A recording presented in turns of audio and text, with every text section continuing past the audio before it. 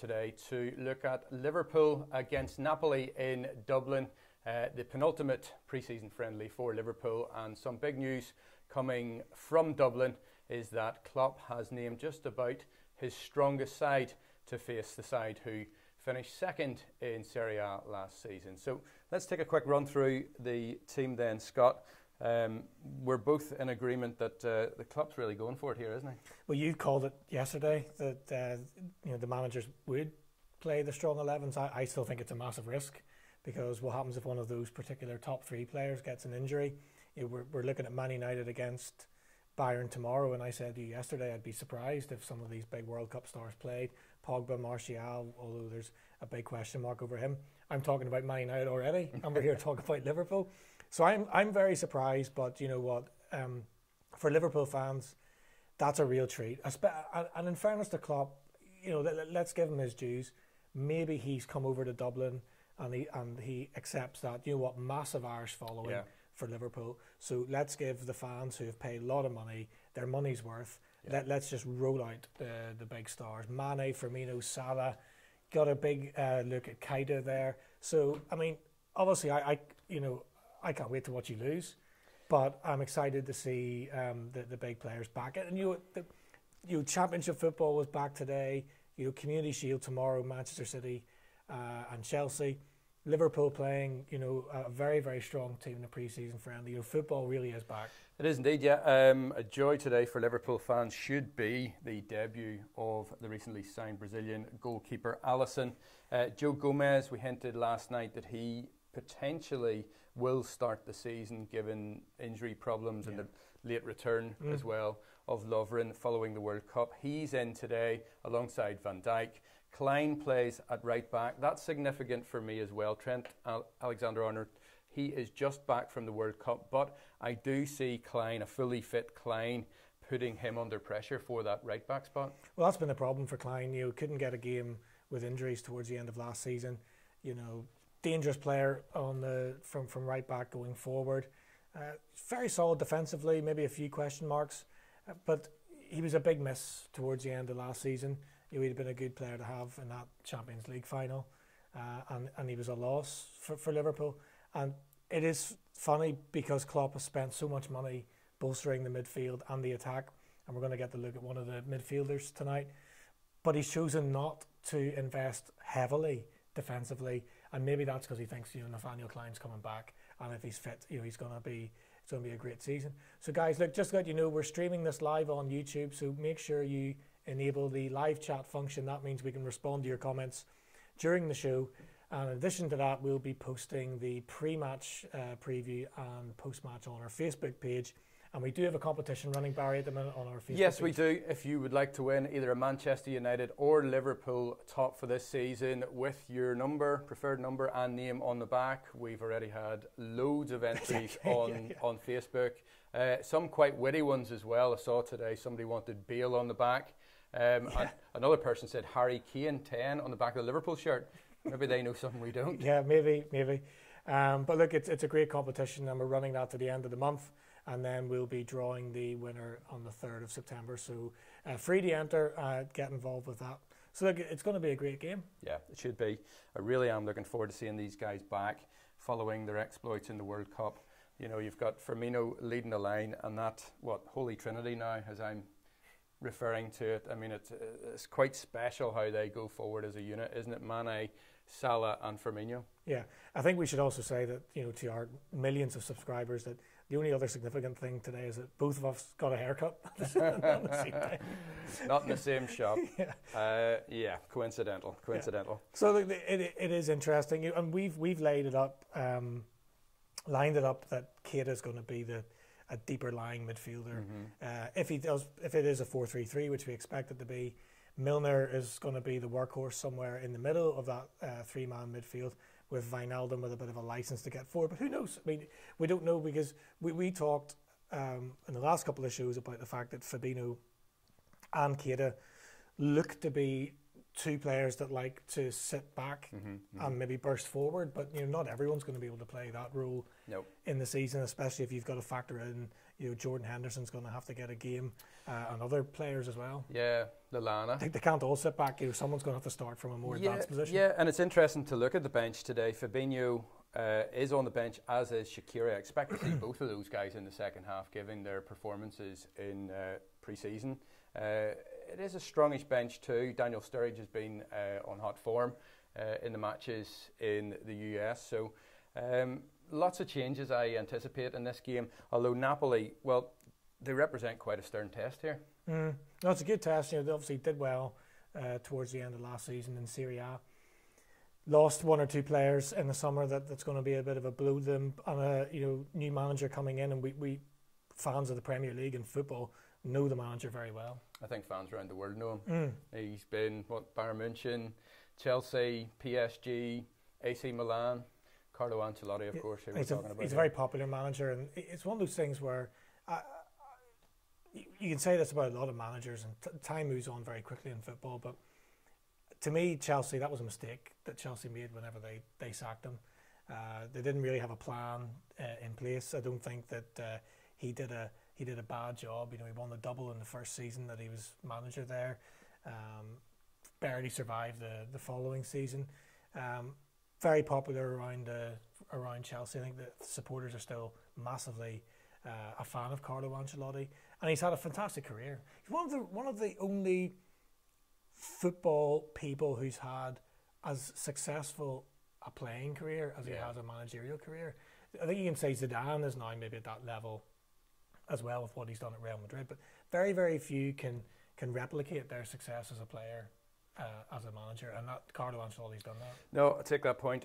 Just to give you a heads up as well, we are wearing our away kit today, the purple one. What do you make of it? I mean, look, it's vile, but obviously one of our followers on Facebook might be picking up the purple one if that's what they choose. I think they need their head examined if they buy this one. In fairness, as much as the Liverpool strip sort of turned me generally, I do like what they've tried to do with the grey one, the throwback. Yeah, it's class. The candy, I actually used to have one. that candy strip both in the red and in the grey. Showing your age now. Oh, I am. Yeah, looks really well. Just in terms of what looks well as well, the old Lansdowne Road, the Aviva now, of course. Look at that for a stadium. Great setting. It's given the opportunity for a lot of Irish fans who travel back and forward to Anfield week in, week out to actually see their team on home turf. I know I have a few friends down at it. I can see Jason McAteer, Robbie Fowler there. See the Irish one? See the Irish Jason McAteer? Yeah. He actually had the opportunity to declare for England because he was asked to play for England. Yes. And Ireland at the same time. He wouldn't have got the England team. Roughly at the same time. He played for Ireland because he wouldn't have got an England team. Well, he actually went for advice to Ray Houghton at that stage, and Ray Houghton says, "Look, who did the exact same thing as he did? Yeah. If you want to enjoy your football, Houghton, if you want to get some international caps, because Houghton said to him, "Look, you're not going to win anything, but you're certainly not going to get any for England. But if you want to have an international career, that's harsh. Yeah, well, he's good. Go and find a grandmother somewhere." But yeah, you can see the stadium starting to fill up. And this is going to be some spectacle for fans. The sun's out, and I'm certainly looking forward to seeing this Liverpool team. I'm looking forward to seeing Gomez, to see how he interacts with Van Dijk at the back, and then the midfield, particularly Keita, Wijnaldum and Milner, to see how that trio work as a combination. Yeah, because there's going to be so many potential combinations in midfield over the course of the season. And of course you're unfortunate because you've lost Oxlade-Chamberlain for what we presume to be the whole season, and you've bought a couple of unknowns. Shaqiri, is he going to play? Can he play in midfield? Because he's not going to dislodge those three centre forwards that you have, or the front three. He might get a game whenever Klopp's trying to rotate that front three, but Shaqiri could get a game in centre midfield. But to me, that means that you're going to have to play Henderson more. Henderson, obviously, fantastic guy, and he's really stepped up in the leadership role. To me, questionable in terms of some of his passing and passing range and how much of an impact he can have, in the attacking sense in a team. So, but with Fabinho coming in, you've got to remember Lallana is like a new player because he hardly got a kick last season. So loads of options for Liverpool. And we know that you're dominated here in a team selection because some players aren't available. Yeah, they aren't. Lallana, you talked about there, he's actually carrying a hamstring injury again, and that's the thing that you get with Adam Lallana. He seems to carry quite a bit. We also have Klavan, he was out, so Gomez, I think it's whether by design or the fact that we are missing a few, certainly at the back, Gomez is getting an opportunity now. The shirt is there for him to claim, let's say, going into the new season. We have injuries as well to Grujic and Matip as well. Danny Ings, nowhere near the squad, which tells me certainly a lot of speculation, rumours this week linking the former Burnley man to other clubs, and I could see Ings leaving before the 9th. Again, nightmare injury situation in Liverpool. Obviously, highly talented player who has a bit of a track record in the Premier League with his time at Burnley. If I remember right, he had a great game against West Brom away, scored twice. You guys then threw it away because, well, call it mental fortitude, call it tactical. Is this the Manchester United coming out now? No, but I mean, obviously Klopp took it very, very thick in the post-match interviews with the Sky Sports reporter. Let himself down, really. But, conceded 2 late goals against West Brom. In fairness, I think the Champions League, I think that was maybe in between the Roma games. I could be wrong about that. But maybe they had the Champions League on their mind a bit more. But Ings, certainly, whenever he's been in the Liverpool team, he's always proved himself that he could be a threat. But really, in terms of the strategy of Liverpool going forward, and Klopp's all about this, new strategy that he's putting in place, it was very difficult to see how he would fit into that, even if he was fit. No, I agree with that. Especially with, the setup now with Mane, Firmino, Salah, which to me is the best combination in the Premier League up front. Yeah, I'd have to agree with that as well. Alisson makes his debut today. Tweeted earlier this afternoon saying how much he's going to relish this game, the opportunity, and to play in front of Liverpool fans. You're going into that game, obviously he's a Brazilian international, he's played at the World Cup, but this is going to be a big season for him, isn't it? Mm-hmm. Because there's a lot of expectation that comes with that price tag, whether he likes it or not. Yeah, and look, he's coming into a difficult enough position. A position that you haven't filled properly since Pepe Reina. That's the situation in Liverpool, and it's been a heavy shirt, the goalkeeper jersey for Liverpool over the last few years. You've had Karius last season and a bit of the season before. I actually thought he was playing relatively well. Disaster in the Champions League final. Comedy, in fact. And Mignolet before that kind of put in sort of 5 out of 10s every week or 6 out of 10s. Nobody ever really questioned. A couple of mistakes with the ball in the air, but no sort of major cataclysmic mistakes. But generally, nobody seemed to have any confidence or belief in him. And he didn't look like he was wearing the shirt well. He looked like he was shrinking in it. And that can happen to football clubs. Manchester United struggled for it for years after Peter Schmeichel left. Yeah. We tried Bosnich came in straight after Schmeichel. Roy Carroll, one stage. Yeah, well, Bosnich struggled with a few things, but he definitely struggled performance-wise. Distribution was a bit dubious. Then, we went to Barthez. We actually had Taibbi, Massimo Taibbi, who came with a massive reputation. He wasn't good. He just imploded. He wasn't good. And then we went to Fabian Barthez, who was massively talented, very, very small goalkeeper. And even though he was a World Cup winner, struggled as well at times, to be... And teams can get into a rut. If you get into a situation where it becomes a story that you don't have a good goalkeeper, it almost is this thing that sort of self-perpetuates. And then the goalkeeper actually then, because of this theme he actually becomes worse. Well, that's what happened to Karius, wasn't it? Yeah. Because Karius started to... The whole thing's highlighted. Yeah. He started to make an error. That got worse. Got to the Champions League final. Got to this pre-season, in fact, and he made a couple of real bloopers, didn't he, in pre-season, both in the warm-up and then against Tranmere as well. He basically gave a goal away. And that, I think, albeit the wheels, I think, were in motion before that for Klopp. That's part of the reason that Alisson has come in. I feel that this guy has got what it takes. I know you're going to say, we put 8-9 goals past him last season. Wasn't 8, it was 9. But he wasn't playing in front of or behind our defence. In terms of what he has to do, I think he has to get off to a confident start, even in this pre-season game for me.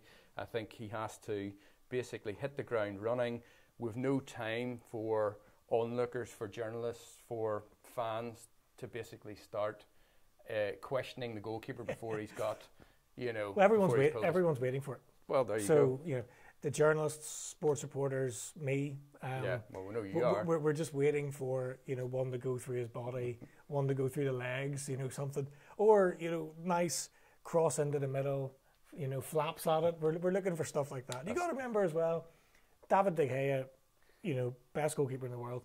In your opinion? Massively struggled. I think in most people's bloody opinion. Massively struggled in the first season. Yeah, massively struggled. Couldn't get the ball out of the air.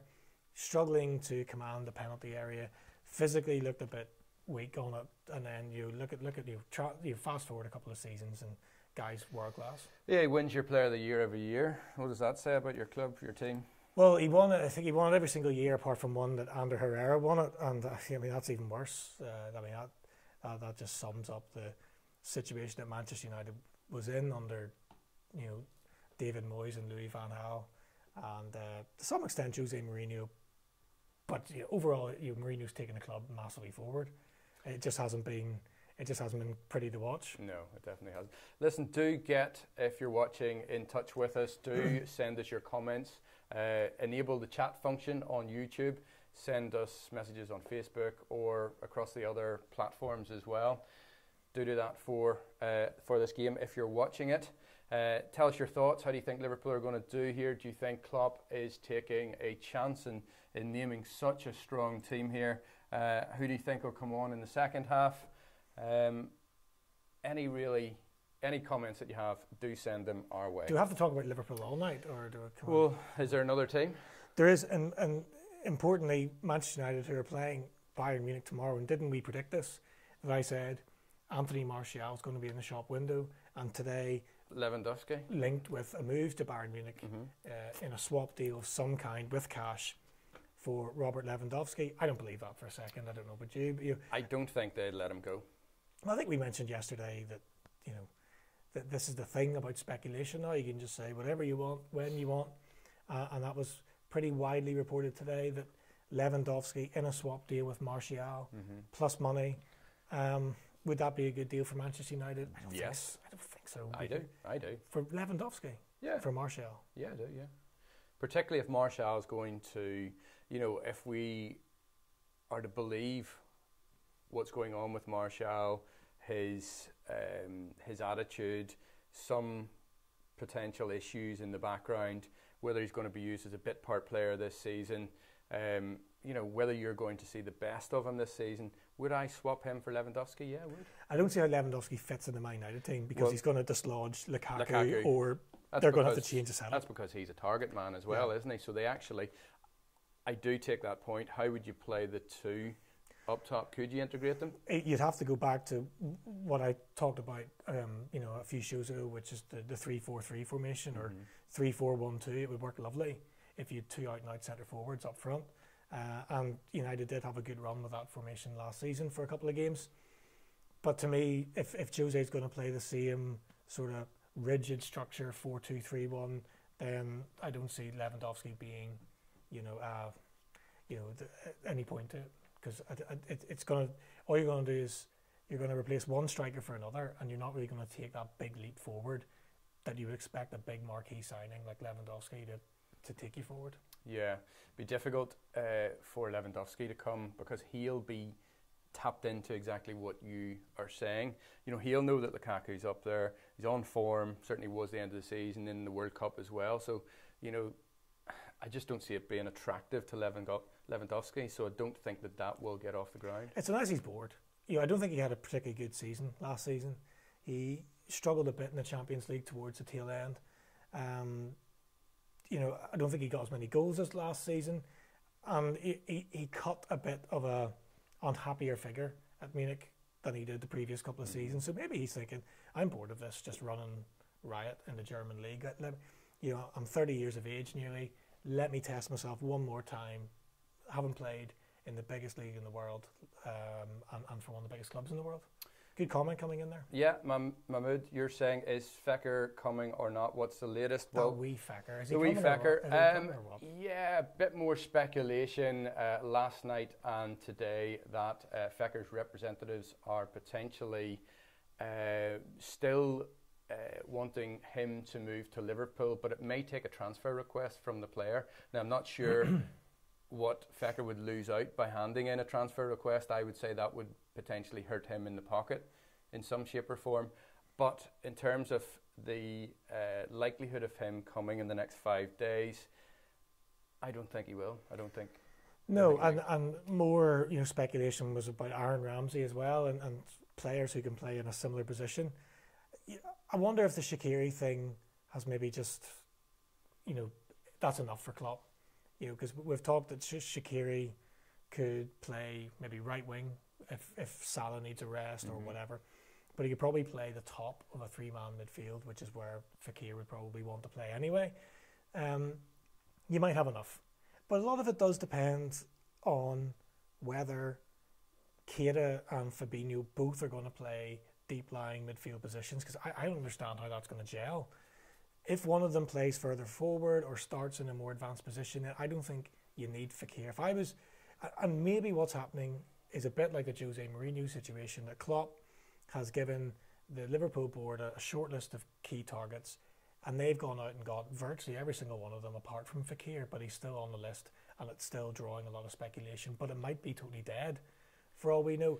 To me, if you know, I wouldn't bother with Fekir anymore.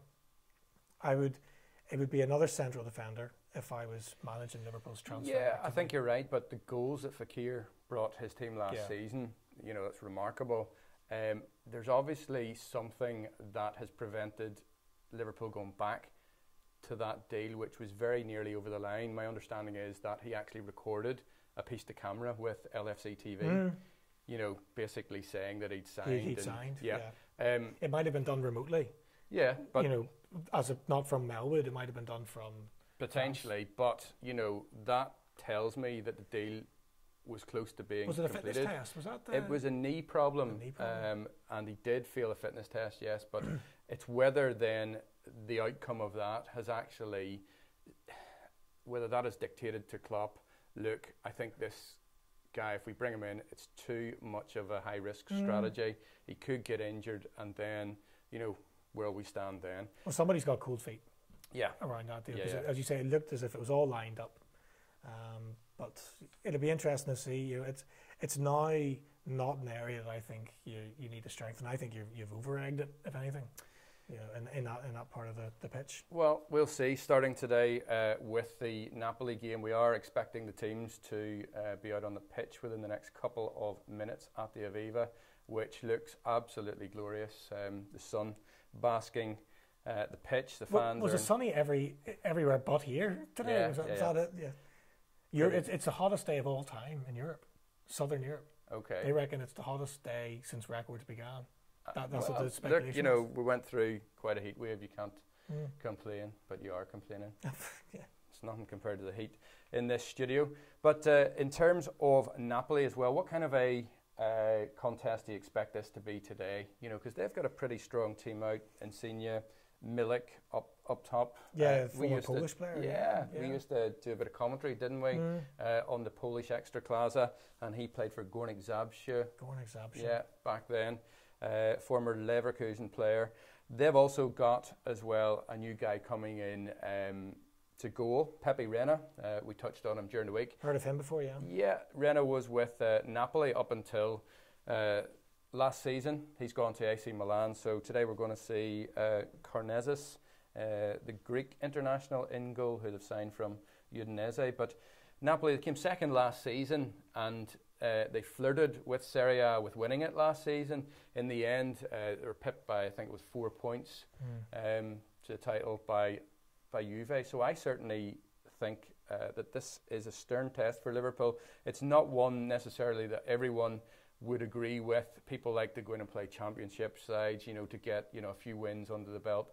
Liverpool are pretty much going out against a team that they could potentially play in Europe. It definitely interests me, the Ancelotti move to Napoli. I mean, that says to me, Napoli, they obviously had a bit of a maverick manager who's now the Chelsea manager, and that'll be interesting from the Premier League's perspective, because nobody's talking about Chelsea as being a threat, and I think they're a massive threat because Courtois is still there and Hazard's still there. Yeah, and Jorginho they brought in as well from Napoli. These are the players that we all just thought would walk out of Chelsea and they would be left a shadow of themselves. But do you think the new manager, the ex-Napoli manager, Suri, is a reason behind that? Has he come in? Has he turned a light on for Hazard, who, as you say, he looked odds on to be leaving for Real Madrid? But Hazard has done every year that there's been a managerial change. But actually, I think he has presented himself to be quite a level-headed guy that actually doesn't really get too bothered about anything. But it'd be interesting because Napoli then have gone for Carlo Ancelotti, and that says to me, that looks like a really good move, because they're saying a maverick manager has got us to second, nearly took us to the title. We now don't want to lose any of that ground, so let's get a very, very reliable, experienced, pair of hands in there. You can't ask for better than Carlo Ancelotti, who's definitely going to keep them certainly in the top four, if not, go for another run at the title, although Juventus keep getting stronger and stronger and stronger. But yes, for Chelsea, it's interesting because 2 years ago, nobody was talking about Chelsea either. It was all, what is Jose Mourinho going to do at Manchester United? What about Manchester City and all the investment? And Conte ran out massive winners with Chelsea. Put 10 league wins in a row on the belt, and they went on to win the Premier League. But then why did they flop the year later? This is what kind of baffles me. And the bookies called it from the outset, because I remember they then, having watched Chelsea do what you have just said, they actually slapped the favourites tags on Manchester City, and Manchester City won it. So and predicting a Chelsea implosion. Yeah, exactly. I don't know what you can attribute that to. Is it a hunger issue in the players? Do the players, are they really the ones that control it? So is the reason why Courtois doesn't leave and the reason why Hazard doesn't leave is that they're the ones that actually control what's going on in there, and the Jose Mourinho's and the Antonio Contes, when they fall foul or out of favour with those players, the players just lie down on them. Because there were, in that Jose Mourinho second season and last season with Conte, you did look at Chelsea and you thought, they're not trying for him. It can't be the manager every single time, can it, that happens? No, I don't believe so, but they were clearly annoyed with Jose about the doctor. Yeah. That annoyed more than one of those players, and I think Hazard particularly was annoyed about it, if you read the situation. I'm with you. I certainly think that we should be watching Chelsea this season. Let's actually, as the weeks go on, let's plot their success or otherwise. I know we're here, obviously, to watch both Liverpool and Manchester United. Just to tell you, the players are coming out onto the pitch at the Aviva Stadium. What have they done with these kits? What have they done with these? Nobody's talked to each other here. So we've got Liverpool coming out in there. Is this the second strip? This is the second strip, actually. Second strip? Which for me, I think they've done it the wrong way around. I think the grey strip should have been the second strip. Yeah, okay. And I think that traditionally would have been... But is it because the third strip is what's traditionally known as the cup strip? So was that not like a league? Did the League Cup or the FA Cup not make that strip famous? Yeah. Right. I mean, that's wrong. So Liverpool are out in this purple strip with the mascots are in the home strip. Yeah. What colour are the logos on the shirts? They're kind of like a peachy colour. And then Napoli have come out in Napoli colours in their home shirt, which is, I like that kit. I like the Napoli kit. is it Kappa making that? I think Yeah, it yeah, is. it is. Blast from the past, but it's kind of sky blue, it's white. So I look through then the team lineup, and again, just to reiterate. Are you disappointed as a Liverpool fan that they've come to Dublin and they're playing in purple? If you were there, would you be disappointed? It doesn't concern me at this minute in time from this studio. If I had children, I was bringing my child along to see them. The child potentially, you see a lot of children in the crowd, they're wearing the traditional Liverpool colours, the red strip. It would probably cost me an extra £100. Well, that's why they're playing in that purple strip. I mean, it's a marketing. Yeah, it is a marketing ploy. Yeah, marketing but it's not for me. I don't think purple suits my complexion anyway, but I'll not be buying it anytime soon. I don't like it. But look, as long as we perform on the pitch, I don't really mind. Former Belgian league player, the Pro League player, Koulibaly, now in the Napoli team. So many players are produced from that Belgian league. They are. Aren't there? From the Belgian Pro League. Yeah, that is Koulibaly, isn't it? Yeah. Another player who we watched. Was he Ghent or Genk? Genk, I think it was, yeah. He played for. So they're going with a 4-3-3 Napoli. So they have Callahan on the right wing, former Real Madrid player, and then their talisman's Hamšík in midfield. Yeah. This is the guy that, the ever present in the Napoli team. Liverpool's goalkeeper today, this is a real weird one. He's wearing the number 13. Unlucky. What a number to wear. But this we are told is a provisional number. He's going to be given a new number come the start of the season. So as soon as you ship Karius out, is that what you mean? There you go. Skip. We've got a skip. But yeah, he's wearing number 13. Did he not say that he was happy to be 13? Did I not read that he said that he'd be happy that, if Karius stays, he's happy not to take the number 1 jersey off him? I wasn't aware of that. I'm not sure of that, but I don't agree with being number 13 if you're a goalkeeper. That's just me. It's unlucky. It's what you used to be in the old days before squad numbers. Yeah, well, he would have been. Yeah, but he would have been the sub keeper then. Yeah, but yes, but 13 was the sub keeper. Sub keeper. Yeah, but there's no row 13 on planes. All right, guys, live watch along. Liverpool versus Napoli from Dublin. We're live on Facebook. Live on YouTube. Make sure you enable the live chat function. Send us your comments during the match, and we'll read out the best ones and try and come back to you as soon as we can.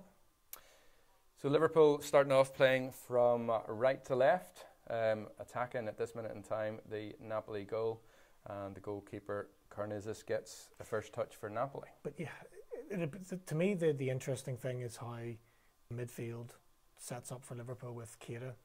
We know, yes, it's great to see if you're a Liverpool fan, Mane, Firmino, that's a great and Salah. Through ball looking for Firmino, it was. Yeah, it was a great through ball by Mane. But we kind of know what these guys can do. We know what they expect from these three now, and it's obviously it's very, very good to watch. But what the unknown is for Liverpool is how these three in midfield are going to work together. Well, they've started well so far. Keita, Milner puts the ball in towards the 6-yard box. Firmino challenges the goalkeeper, but that's a definite foul there. But great start from Liverpool. There's only a minute gone in the game, and already we've had a corner kick. We've had 2 clear attacks. And I think the intent is there already. Napoli trying to play it out the back. You don't really know. Obviously they must be nearing the end of their pre-season as well, but you don't really know what stage things are at for Napoli. You have a new manager coming in, and it's hard to say whether this is as close to the finished product as they go into Serie A, for them in their preparations. No, I think that's a fair point. Liverpool, of course, will want to beat whoever. If Liverpool beat them 3-0, you don't know whether that's a fair reflection on Napoli or not. No, it's a fair point. Napoli, in the first couple of minutes of this game, it reminded me of watching... Oh, he's onside? No, he's offside. It reminded me of watching... ball over the top there. Italian football on Channel 4. Oh, yeah. Going up across the back, they were quite, they were wanting to retain possession there, as Liverpool are doing now, but certainly intent on playing it out from the back as opposed to, getting it to the midfielders or strikers with any kind of pace. So it's a good enough start from Liverpool so far. it'll be interesting to see. There's the first touch, is it, for the goalkeeper, for Alisson? That was nice and safe. And he gets it back again. So please do send us your comments if you're watching the game. What you want to see from Liverpool's starting 11 today, particularly the goalkeeper, Salah. Of course, he will be looking to resurrect the form that he had last season that saw him get 44 goals, nips past his man, tries to do it again on the edge of the 18-yard box, and he's dispossessed by 3, maybe 4 Napoli players round him. And this could be the story of the game of Liverpool. There we go. Liverpool have stolen possession off Koulibaly at the back, trying to play it out. And there's a great goal to start with, and it's James Milner, of all people, getting the goal. Napoli hesitant at the back. Koulibaly, watch this back again. I was telling you that these guys are trying to play the ball out from the back. I don't think they have the ability to play the ball out from the back. Koulibaly, poor, sloppy pass, and then quick work from Liverpool. Turn Mane back to Milner, and Milner with his left foot rockets it into the top corner. Yeah, I mean, it's funny how we're talking about the impact Keita might have on some of the other Liverpool players who've been signed in the summer, but is it fair to call him a veteran now, James Milner? Yeah, I think it is. He's a captain today. He's wearing a captain's armband, and Liverpool have taken the lead just inside 4 minutes at the Aviva in Dublin, and the fans are to be pretty content with that. Does it disappoint you though that Milner, is at Liverpool? Does it say progress to you? For me personally, no. But I don't think anyone could really argue that he hasn't done a sterling job since he's come to the club. He's not the sort of signing who I would have went for. I think he's Mr. Steady. I think both on and off the pitch. He played left back in his first season. Yeah, but he's that sort of versatile player who can play wherever you put him. Yeah. But do you ever read any of the parody accounts? Because there are some, just James Milner, the boring one. Yeah, the boring one.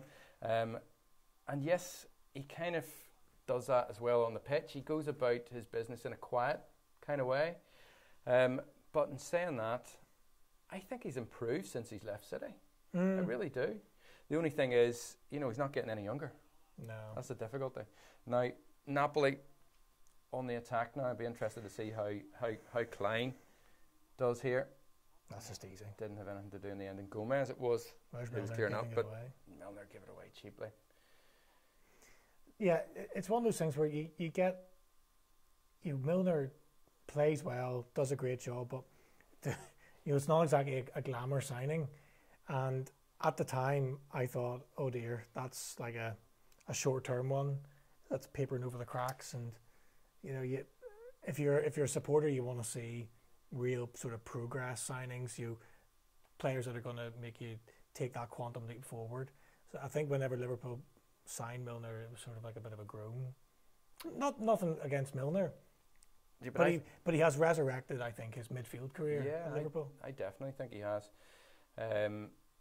He's done a job. He'll continue to do a job, but for how long? That's the big thing. Another good confidence. Nearly. There goes Alisson. Yeah. So Alisson tried to play the ball to Robertson at left back, chipped it over the Napoli player, and unfortunately he put the ball into touch, which, of course, our Manchester United fan loved. And he needs to come out of his goal here. He was nowhere there, and he was onside. Needed Nathaniel Klein to mop that up. That's a shaky start for the Liverpool goalkeeper. Yeah, it's a strange bit of positioning by the Brazilian goalkeeper. Let's look here. But if you look, it's Gomez who lets the Napoli player go through on goal, and the Napoli player dinked it over Alisson, but Alisson recovered just about in time because the ball by that stage was running out of play and out for a goal kick.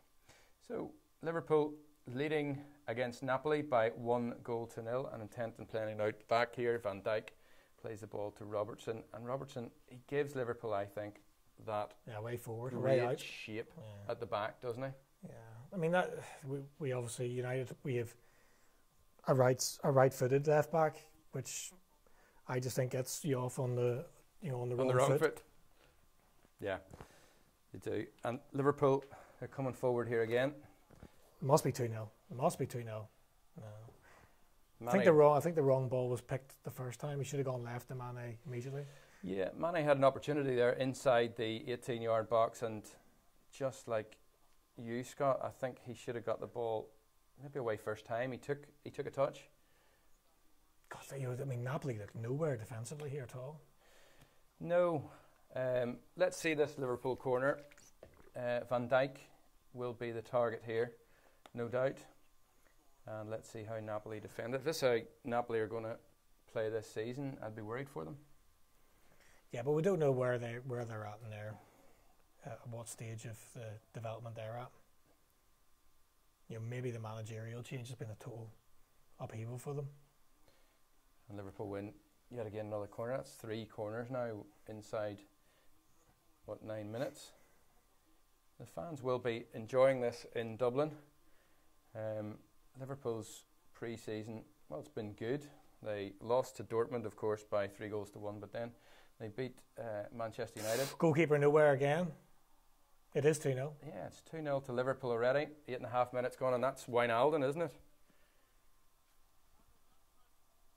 Yeah, it is. It's Wijnaldum with the goal. But again, that's just a hopeful ball into the box, isn't it? I mean, 2-0 after 9 minutes. That is a hopeful ball in by Milner. It's quite a good ball now. Let's be fair. Milner's now got a goal and an assist. Yeah. And you're slagging off your own players here. No, but let's keep it honest. That's the thing that we want to have this season. You and I both need to be measured. I don't like Manchester United. You don't like Liverpool, but you can still respect and see the good in bits of play. Let's say, and you're quite right, Milner. There, we were saying about Liverpool buying him. He is conservative, but within the first 9 minutes here, he scored a goal and he set up the other. Napoli are all over the shop. Yeah, they're playing at walking pace. At the minute, there's no real pressure on the ball. Now they're coming forward, Napoli. But you see, it's not so much them. Well, they might be at a different stage of fitness and development, managerial change and those sorts of things. But Liverpool have come to Dublin. There's obviously a huge following, and maybe Liverpool have been told you've got to put a show on for the fans here. This is one of our massive outreach programs to the Irish contingent. And 2 goals after 9 minutes, whereas Napoli have maybe come for not just a kickabout, but they've come for just the fitness. Well, you would say that anyway as a Manchester United fan, wouldn't you? But I was saying, so Liverpool they beat you guys quite convincingly, although it was a fringe Manchester United team. Would have to hold my hands up with that. But Liverpool, so far, they've been pretty good in pre-season. There's a lot of positive signs here already, albeit they'll be tested a lot more than this, particularly the guys at the back come the start of the Premier League season. So I'd like to see a wee bit more from Napoli. And the goalkeeper again. Goodness, Alisson, he's held on to it way too long. And did he get away with that? Goalkeeper, yeah, he did get away with it, but he just showed far too much of that ball. But listen, what do we say before the match starts? He's obviously a top-class goalkeeper, we think.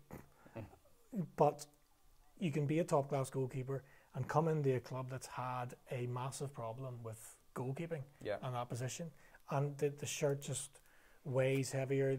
You're under a microscope. It's not optimal conditions to come into a high-profile club. But you say that, if you're a goalkeeper, you want to play at the best clubs in the world. Your chance comes along usually only once. He's got to take the chance. He's nervous, but you can. He is nervous. You can watch him from here, and you can see that the guy's nervous. And this is good for him that he can get all this out of his system. Now before the season. I think starts. what Alisson has done in the opening 11.5 minutes is he's tried to overplay at the back. He is trying to be that goalkeeper who kind of is like an extra sweeper at the back, and he's trying to kind of integrate play along the back line. But so far, it hasn't looked good. So here's Keita, tries the through ball. Now, do you think that the 9 goals he conceded in the semi-finals, does that play on your mind? That he's now joined a team that humiliated his team, Roma, and him to some extent? I'm trying to rationalise how nervous he is. This guy is a friendly. I think he's got to forget it. I think he's got to get on with it. But I think, as well as us, a lot of people watching this game, if you are watching it, you'll know exactly what we're talking about. he isn't inspiring me. I would say if people are watching this, they're definitely watching the match. Yeah, yeah. Now, Napoli could be in here, and Alisson could be tested, but let's see. No, that's the first shot in anger. Yeah, and Alisson, well, he's G'ing up his teammates, but I really think that he needs G'd up. Well, we know after 13 minutes of this match that this can be any score Liverpool want it to be. It's definitely a pre-season runaround for Napoli. They aren't as bad as this, and they certainly aren't going to be as bad as that, whenever the league season starts in Italy. But Liverpool here to definitely entertain what's a massive Irish contingent, and fair play to them. I think it's important for Liverpool's PR that they do have a pre-season match in Dublin. You're disappointed that United aren't there this week. No, United. There's some nice touches already between the top three. You can see that they do have that telepathy. These guys now know Mane, Salah, and Firmino. They know if one makes a run down the left flank, the other will know to cut back central, and you can see these guys haven't taken long to get back into their stride. Yeah. So this is good. The only question mark is over Salah, whether he's over the injury or not. But it's good signs so far if you're a Liverpool fan. Yeah, it is. Keita's looked good so far for me. Milner, of course, has a goal and an assist, and of course Wijnaldum has scored. So, midfield three at the minute, they're performing as well. Napoli coming forward. Chris Smith, thanks very much. Chris, you've got in touch. I know you're a Manchester United fan. You're saying you hope Liverpool get thrashed tonight. Have you seen? Yeah, Chris, have you seen how bad Alisson's been so far tonight? It's absolutely superb. Yeah, Barry, I'll be honest with you, I nearly didn't turn up tonight, but it's been worth it to see this goalkeeper so far. Yeah, you say that as a Manchester United fan. Look, he hasn't conceded any. The record books of here he goes again. It's back to Alisson. Will show that. Oh, get out for a throw in. Is that another throw in? That's going out as well, by the looks of it, is it? No, they've kept it in. Again, what he's trying to Klein do is... got him out of jail there. Yeah. He got him out of jail. He gave Klein a high ball, half distance between the 18-yard box and the halfway line, but he's playing some dodgy balls out from the back. Yes. And I know, Chris, if you are watching this, he says he doesn't watch Liverpool games, but he watches Liverpool games, He's watching Red Mist TV. That's really the motivation for him. Well, that's where it's at. But Alisson's got to think, if you're Klopp talking to Alisson at half time, just say, get it all out of your system now. All these, flapping at the ball, kicking it out of play, misplaced passes. Just you knock yourself out, big lad, tonight. Bring back Karius, all is forgiven. Hopefully not that bad. But yeah, tentative would be an understatement from Alisson so far. But this is pre-season stuff, there's no pressure on the ball from Napoli. Liverpool, if they can see the free kick, okay, fair enough. That's how Napoli are getting the ball back, but there's no pressure from them at all. No, I think if you start that weekly in a pre-season friendly, it's very difficult to then turn it up, dial up the pressure. Walking football from Napoli so far, but a real treat if you're a Liverpool fan and you're in Dublin or you've travelled down to Dublin for it. If you've just tuned in for the watch along, Liverpool leading Napoli by 2-0. It's been all one-sided so far. Liverpool's debutant goalkeeper, he's been a bit hesitant, let's say, in goal. He's got a bit to prove, so we'll wait to see if he can improve. This is what Liverpool have got to avoid this season. They're 2-0 up after 15 minutes, 16 minutes, and we're talking about the goalkeeper. This is where I think goalkeeping crises in football clubs come from. They can be infectious, can't they? It is. It's that. Alan Hampson said, "Confidence breeds confidence." This is the reverse of that. And it's a talking point. If Sky Sports could do it, they would. They'd put like player cam on Alisson for the first live match of the season. Yeah, and when you're playing in a football team, there will be those occasions that you want your goalkeeper to help you out. There's nothing as good as defending a corner. Like if you're a Champions League semi-final and you're a Roma fan, be nice if the goalkeeper made a save. Yeah, that's history. See, you United fans, that's all you talk about, history. But no, there's nothing that gives you the confidence as, say, a defender or somebody in midfield. Your goalkeeper's coming out, and guess what?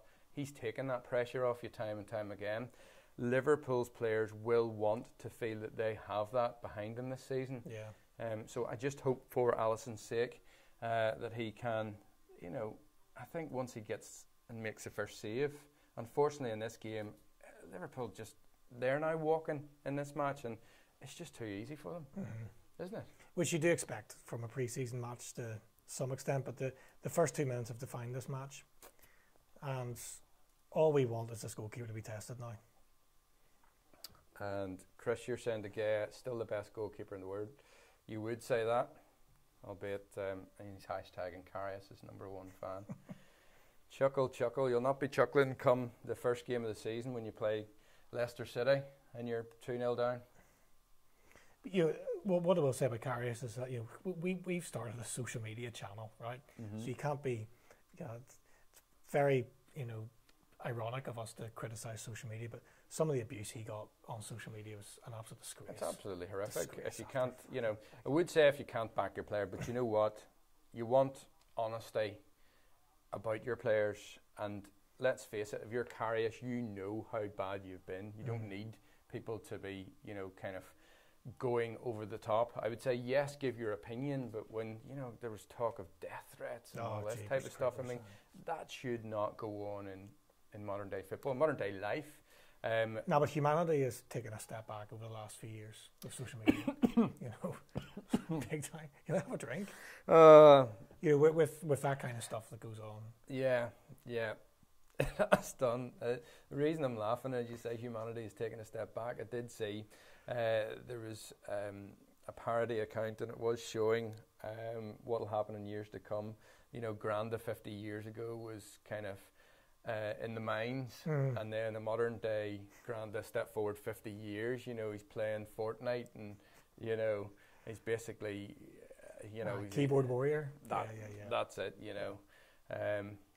And it is football, as we said last night. The players are becoming the same, aren't they? Because they're overprotected, they're overpaid. A lot of them prima donnas as well. So. Per pass this time from Milner. Well, I don't know. I think the goalkeeper put him under pressure there. I think if you're being honest with yourself, Barry, the goalkeeper, it's been a shaky start. It's another wayward ball. Look, I'm here as a Liverpool fan to back my players. I'm going to back him so far. If I'm Klopp at half time, I'm going to say to him, look, take your time on the ball. Enjoy it. Be confident. But I would like to see Napoli make him make a save. No, so would I. That's what I think he needs. So I'm looking forward this season to seeing Van Dijk, seeing him grow. I think he will grow even more this season, and I really think that that Liverpool will be pushing at the top of the league. You think United will finish second? I think Liverpool second. Unlike some Liverpool fans, if you're watching along here, you might think, look, this is Liverpool's year. We get mocked for it, saying that year after year after year. I don't think it's Liverpool's year. I think it's probably 1-2 seasons too early to say that with any degree of conviction. But at the same time, I don't think it's United's year this year. I don't know. Obviously, but who knows? What's happened is there are now 4 or 5 teams that could win it. I think 10, 15 years ago, it was only ever Man United or Arsenal. Yeah. Then there was Chelsea, but generally, it's rare there's a title race of 3 or 4 teams. But I think we're getting closer to that happening. I think so. I think you could see Manchester City aren't going to do what they did last season. Well, you say that, but I'll guarantee that. I still don't, and you can hold me to this. I don't see Liverpool and United closing that 19/25 point gap. No, but I still, that's not going to be there. They're going to close it somewhat, yeah. But they're, for me, City are still 10 points better than the other teams. We'll see.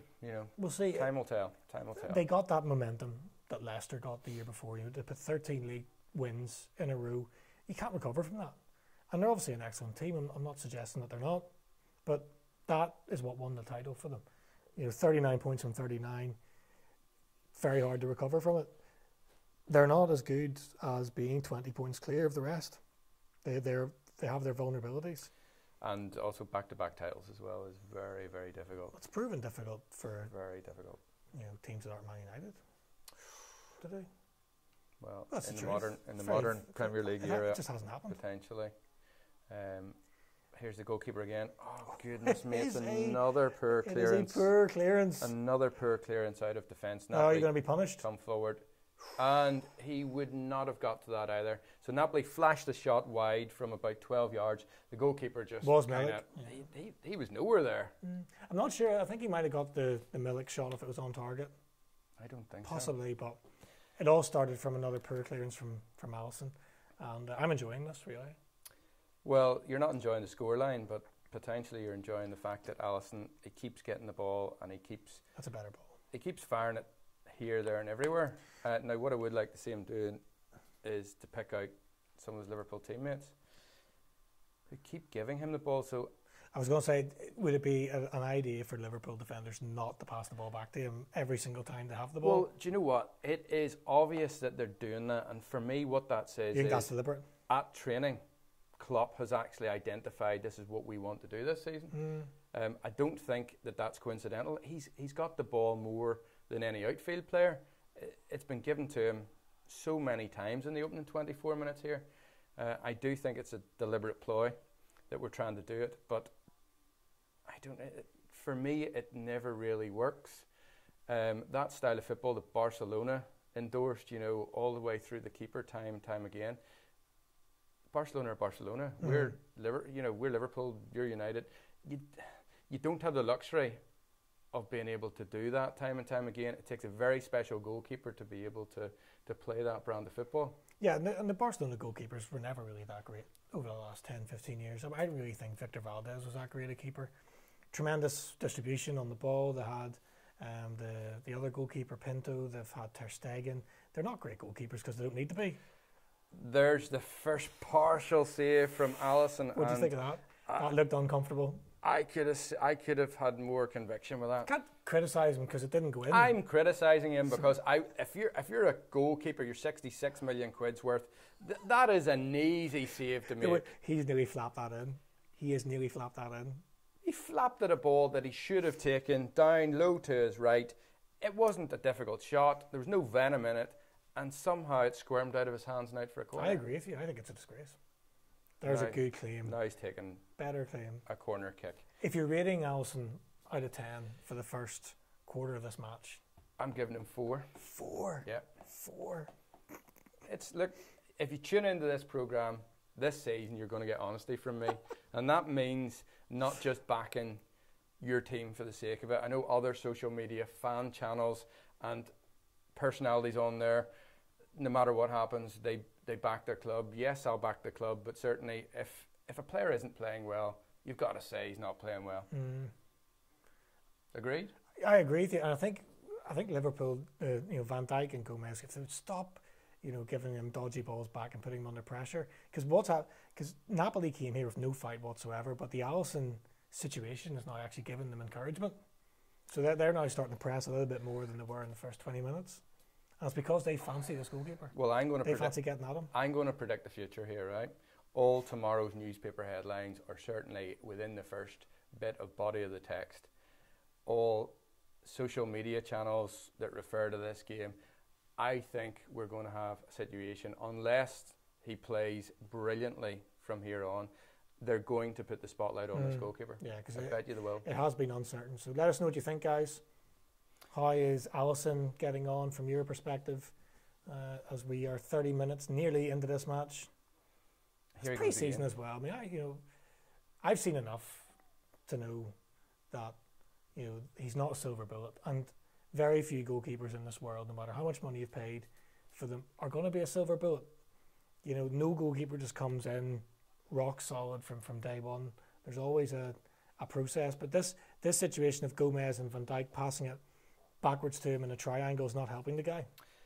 Well, loving it, absolutely loving it. Yeah, there was another pass. Just as you're saying that, they've given the ball away again, so they look a bit But they're putting themselves under pressure. Yeah. Needlessly so.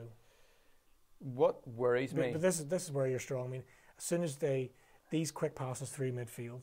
Yeah, it's just one-touch balls, isn't it? Yeah, that's where Liverpool are nearly in Salah again. But it honestly does worry me. I know this is pre-season, but I wanted to see the new goalkeeper coming in and actually have a stormer to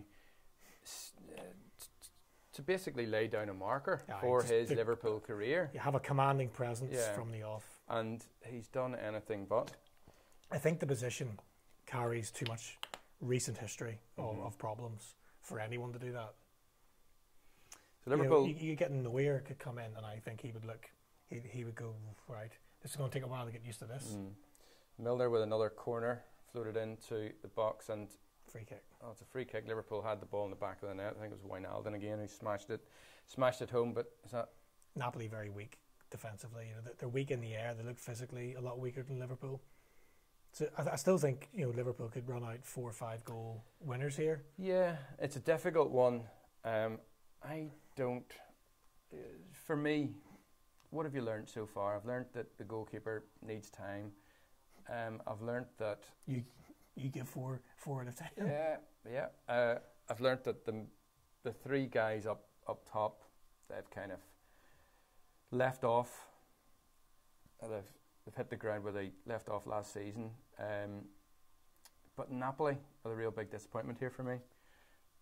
I would like to see Liverpool being challenged a lot more, particularly through midfield, at the back as well. And we will be tested a lot more come the Premier League season. So, do you know what I'm saying? You like to be tested, and I'm not sure Liverpool are being tested enough for this being the penultimate game. It'd be nice if the referee got out of the way, wouldn't it? Well, that helped us. He's tackled the ball about 3 times. Liverpool surging forward. Salah, Firmino turning. He gives the ball back to Wijnaldum. Now here's Salah. Almost an incredible move there by Liverpool. And Liverpool really giving Napoli the runaround here. Chris Smith, if you're still watching, hope you're enjoying it.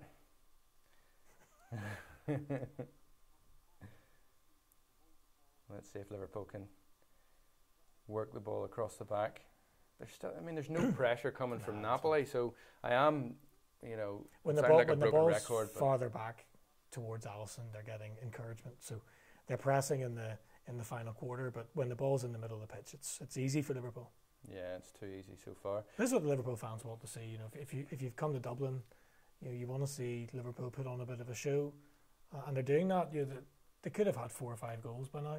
Yeah, it's been that bad for Napoli. Well, I see this. If it stays this way at half time, expect wholesale changes.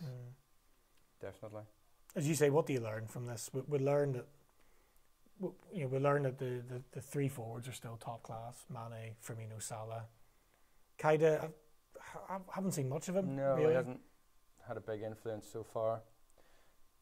The ball is with the goalkeeper, and again he tries to play. He tried to weave a pass through 2 players there, didn't he? And yes, it came off, but again, I'm worried about that.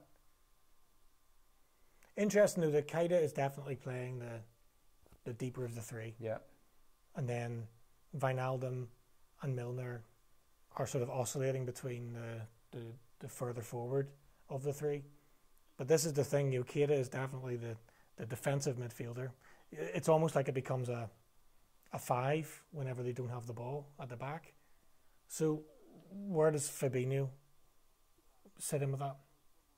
Where does Jordan Henderson sit in with that? Yeah. Because that's the position he plays. Exactly. Well, only Klopp knows, doesn't he?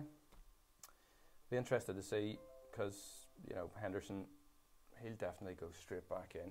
You think so? Yeah. I think he struggles to get in the team this season. I think you've too much. Well, that's a big quality. I think you've invested in too much.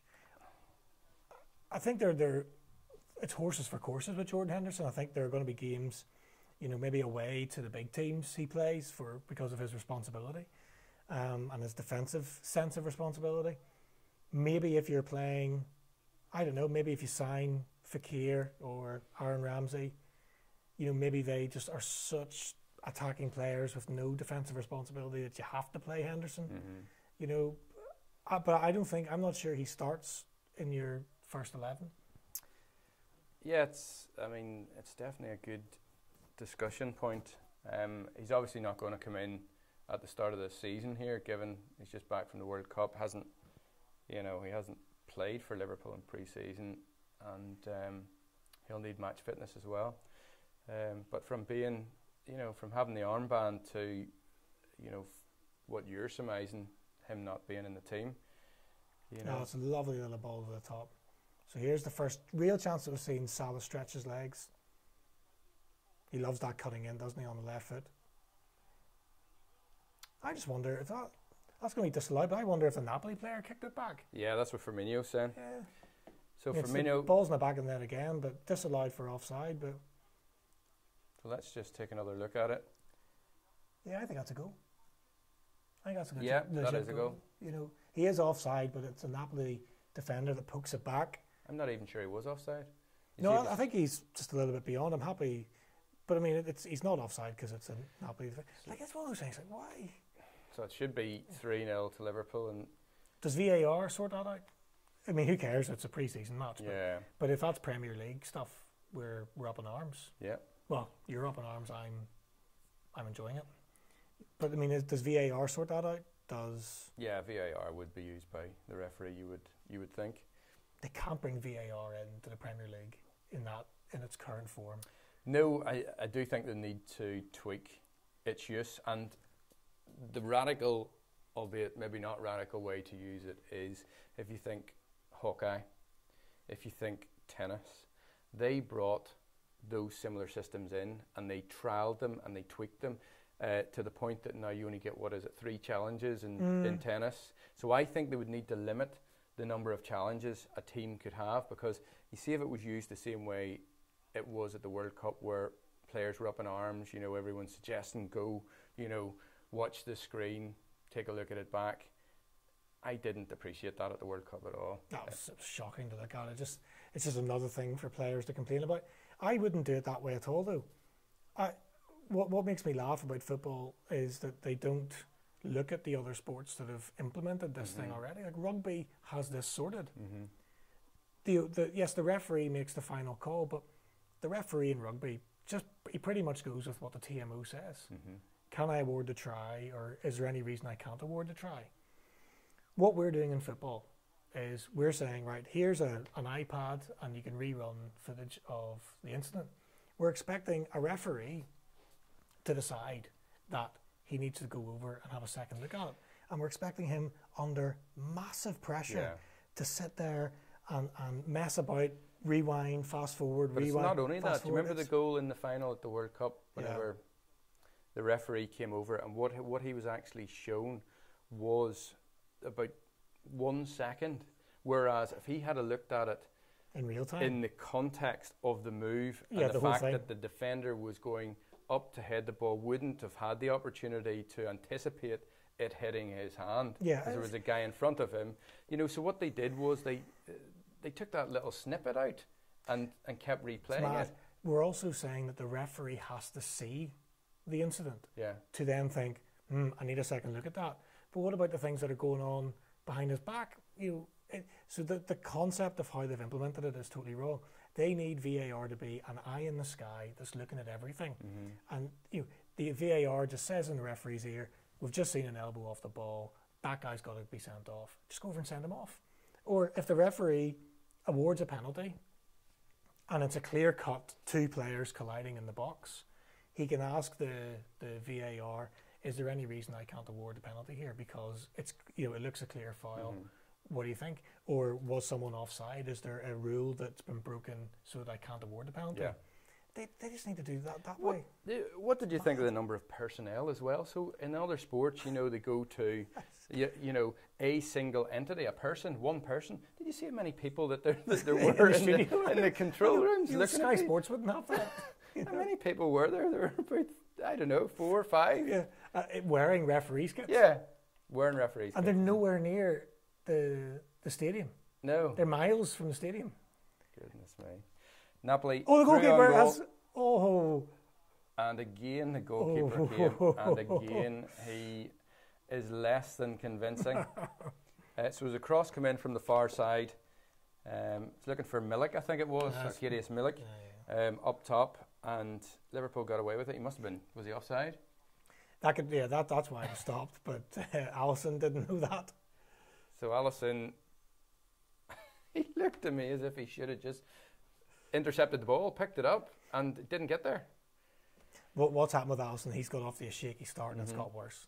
He's not improved, and this is a confidence thing, you know. And all jokes aside, I know this guy's going to be a top class goalkeeper, but this is what the situation at a football club can do to any goalkeeper. It can just make mincemeat of you. If you're coming into a hot seat like that, where you've had 2 or 3 goalkeepers who have struggled, and it's been a massive talking point, it's difficult to fill that jersey, and that's what we're seeing now with a £60 million signing. It's quite obvious that Alisson has been advised to play the ball out from the back, and that's his game. He's trying to play these floated passes, though, that you know you expect your creative central midfielder to do. Yeah, but he's not hitting them with any confidence or conviction. He needs to get through this game without conceding a goal. It's a concern for me so far. But let's face it, it's day one in the job. Let's give him time. You see, back on VAR, it's not so bloody typical of football that we'll bring this technology in, but we're so arrogant that we'll not even consult with sports that have had this kind of thing running for several years. We'll work it out ourselves as if we live in this bubble that we can't talk to each other. Because VAR is the way to go. I think we're agreed it's the way to go, but it's not in its current guise. No. There's a lot of work to be done. You think about the money in football and the investment that's going in, branding, clubs, marketing. The hundreds of millions that actually between the Championship and the Premier League. In terms of how the game is officiated, it hasn't taken a step forward. Apart from goal line technology, it doesn't take a step forward ever. You know, you look at, as you say, tennis. You know, Hawkeye's revolutionised the game. Cricket, look at the same type of technology is done for cricket. There's so many ways technology affects cricket. But football, for dwarfing these sports in terms of interest and money and investment, it's still like 1918. Yeah, but let's act devil's advocate here, though. And for purists still do not want to contemplate football with that sort of technology. They basically have to kind of doff their cap and say, look, there's human error in football, whether you like it or whether you don't. We've played football for decades without this being there. We just have to accept that these things happen. Look, you can put a man on the moon, but you're telling me we can't get technology to tell us when someone's offside or not. If someone's offside, they're offside. It's a break. It's a breach of the rules. If someone elbows someone in the face deliberately and the referee bottles it, which you see week in, week out in the Premier League, and gives them a yellow card. I mean, how ridiculous is this? There's no referral system. If the referee sees it, it goes in the match report and he books him. There can't be retrospective action. There are too many rules in football that have become stupefied with the passage of time. Yeah, well, I think we're too far down the line for VAR not to be introduced. No, it's coming in, but it's just in what form it comes in. Yeah.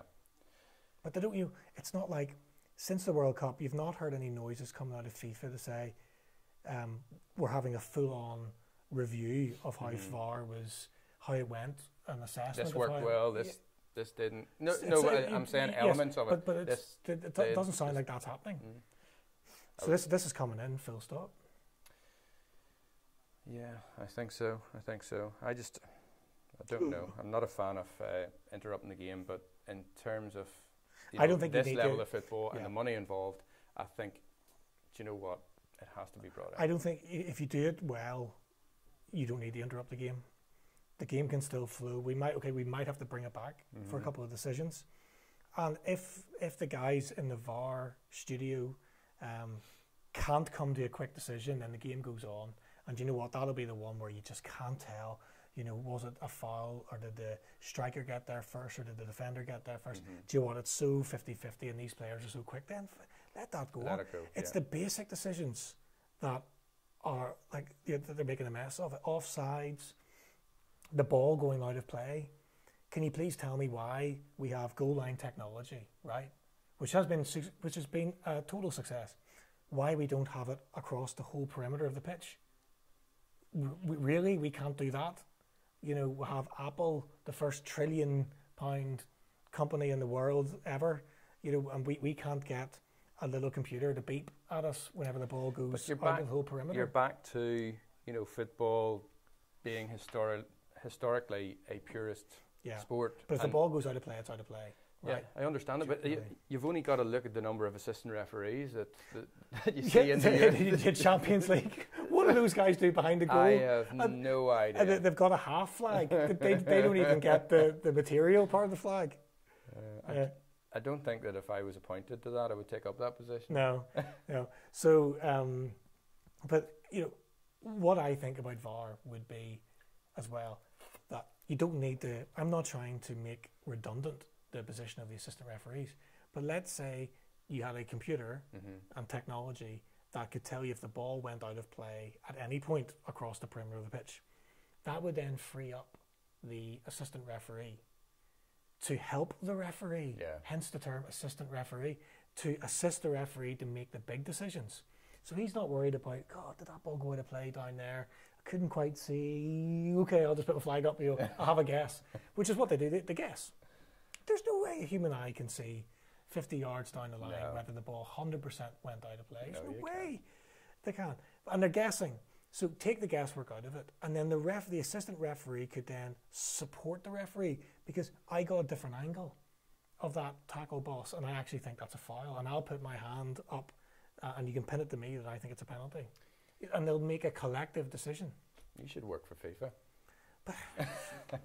It seems like a great job, Yeah, just to say, Liverpool still leading by 2-0 if you have just joined us, against a pretty weak Napoli outfit from what we've watched. They do have some big names in there, but they've been pretty poor. Liverpool 2 goals in the first 9 minutes. James Milner with the first, great finish with his left foot, and Wijnaldum with the second goal. And it's cantering towards half time. Another offside, but again, Alisson looking pretty dubious in goals. So guys, if you're watching along with us, let us know what your thoughts are.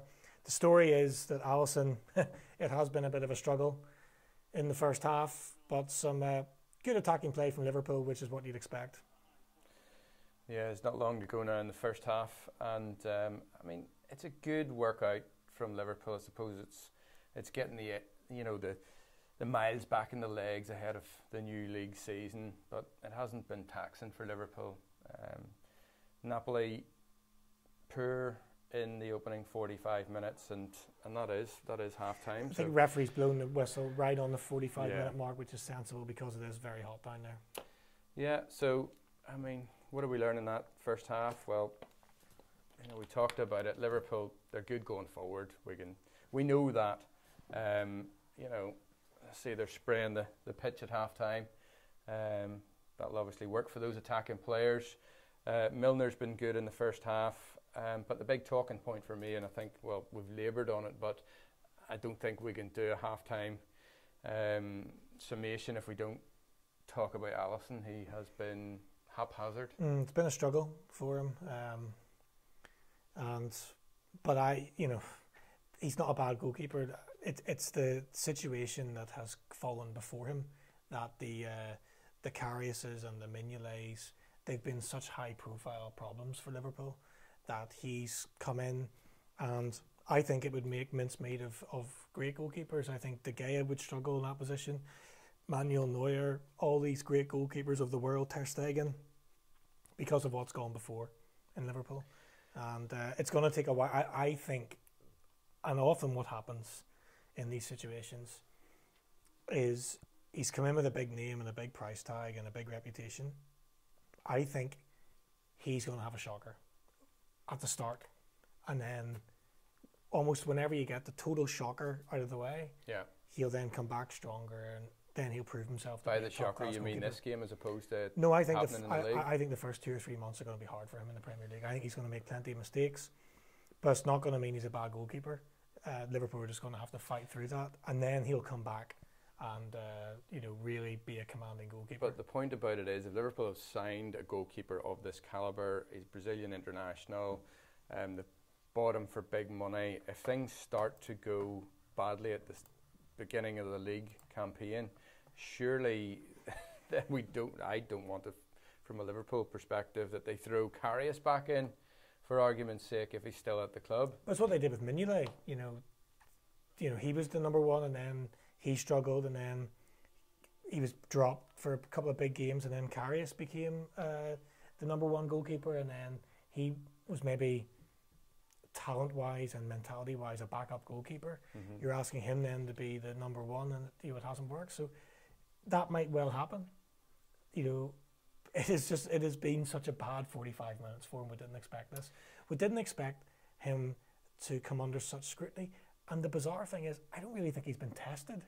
He's made a shambles of coming for crosses, routine stuff.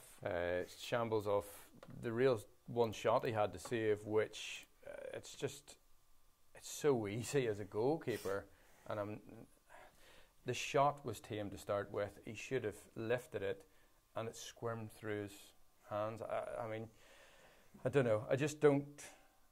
I would like to have seen a much more confident performance so far by him. Now, one thing that we did see that characterised Liverpool's opening 45 minutes was the time and time again they were playing the ball across the back. Robertson, when that was happening, he can get himself out of some situations quite handily. Van Dijk and particularly Gomez in the first half, I think they struggled at times when the ball was in there. Liverpool didn't make any advancement in those situations.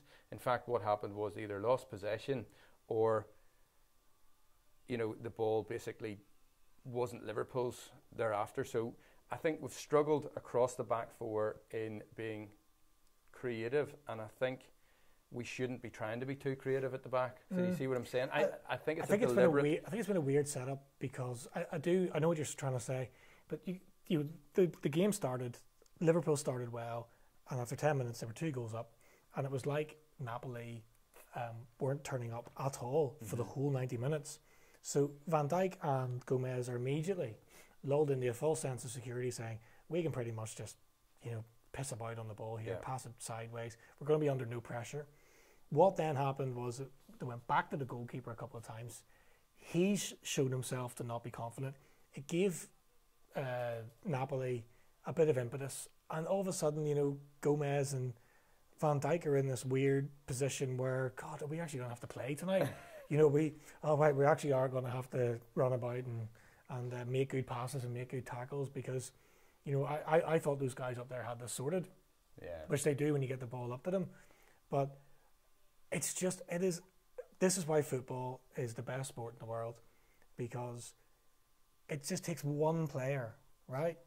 One player to upset the whole thing. So then you potentially got 2 rock-solid central defenders there.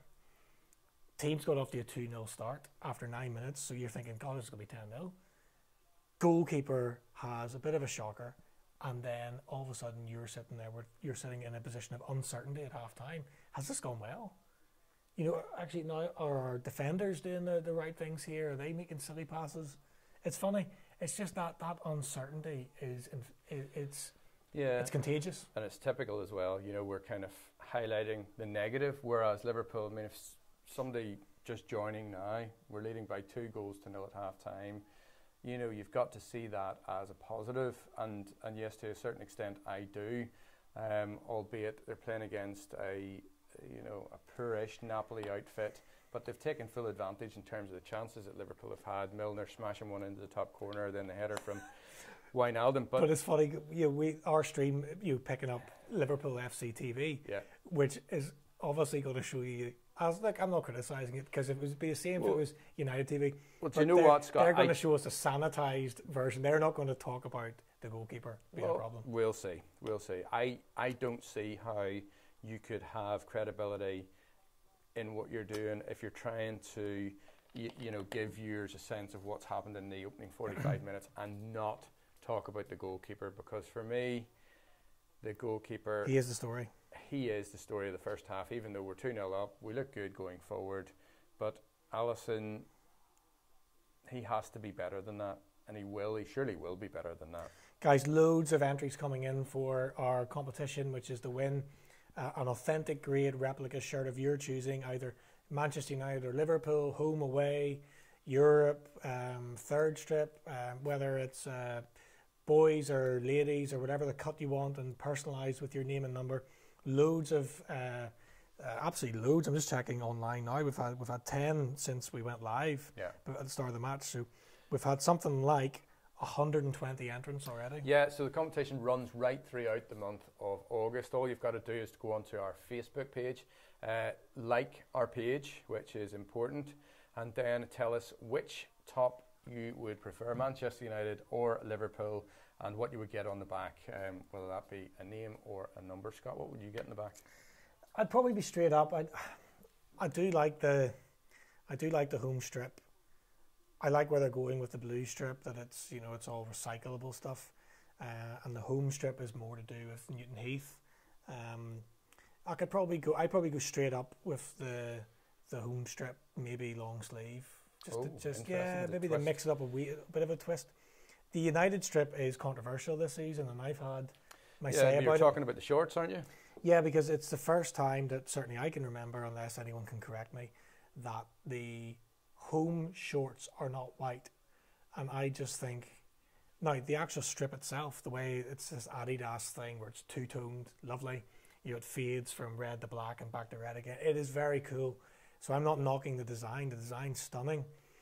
It's just, there's another thing that, and it's not a major thing. All right, United, red shirt, white shorts, black. But what are we doing here? Are we chipping away at your history? But where do you stop? I mean, so because we've signed a deal with Adidas, they've obviously come up with this design.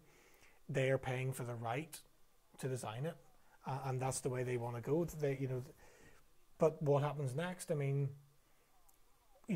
are we just going to say, if we sold the naming rights to the East Stand at Old Trafford, right? Are we just going to say that?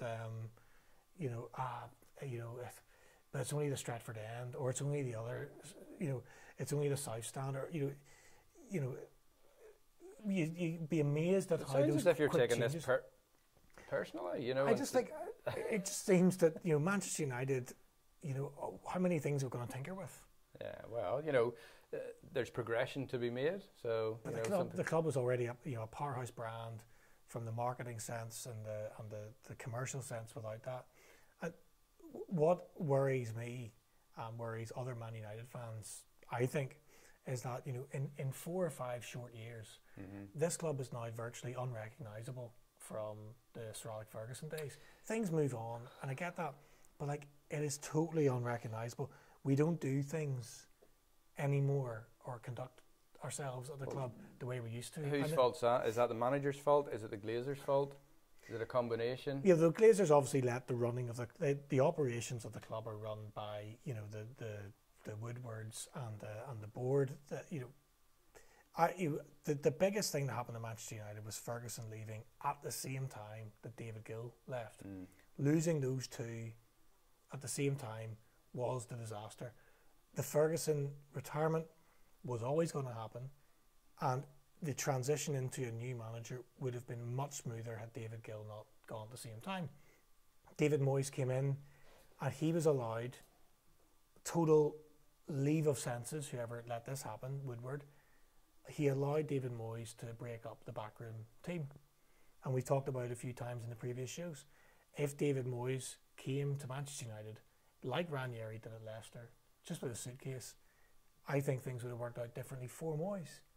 I think he should have been told, you're going to come in, we're going to give you a budget, some leeway to sign some players, but you see Rene Mullenstein and all the coaches that we've got and Mike Phelan, you're not touching any of that.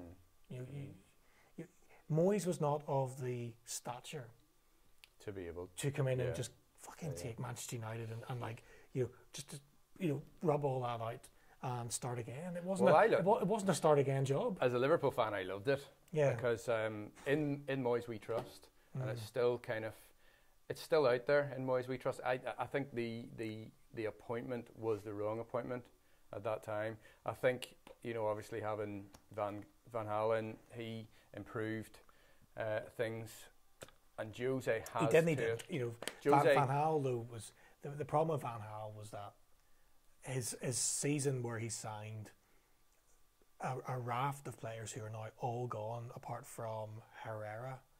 They're pretty much all gone. So yeah, but it was still an improvement from what, you know, he had inherited under Moyes, I think.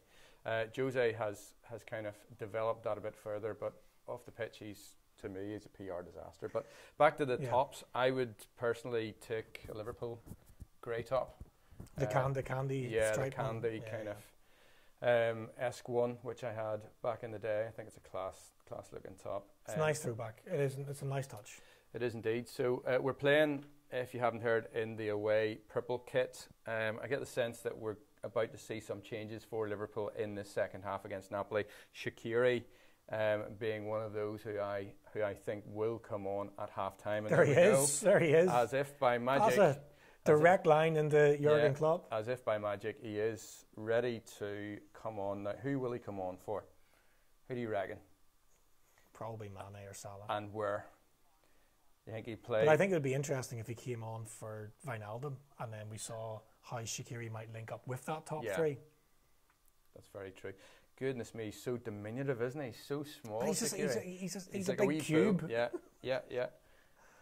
So they're just about to start here in the second half. Napoli back out. Goodness, if you're the Napoli manager, I'm not sure what Carlo Ancelotti says to the players at halftime.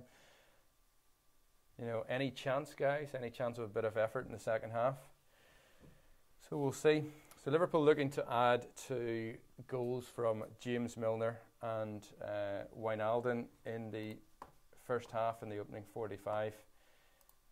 Liverpool, of course, have another game on Tuesday, which we'll be covering.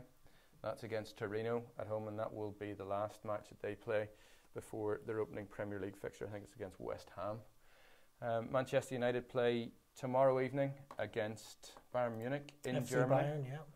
And we'll be watching that one as well, but like what we're doing here. So if you're a Manchester United fan, and if you are watching this Liverpool game, enjoying the fact that the goalkeeper isn't particularly having the best day at the office, do return tomorrow evening as well, and do give us your thoughts about Manchester United, about your hopes for the new season. Mark Ryan was in touch during the week. He, on our Facebook page, reckons Manchester United will win the league this season. Blind faith, I think I responded with on that.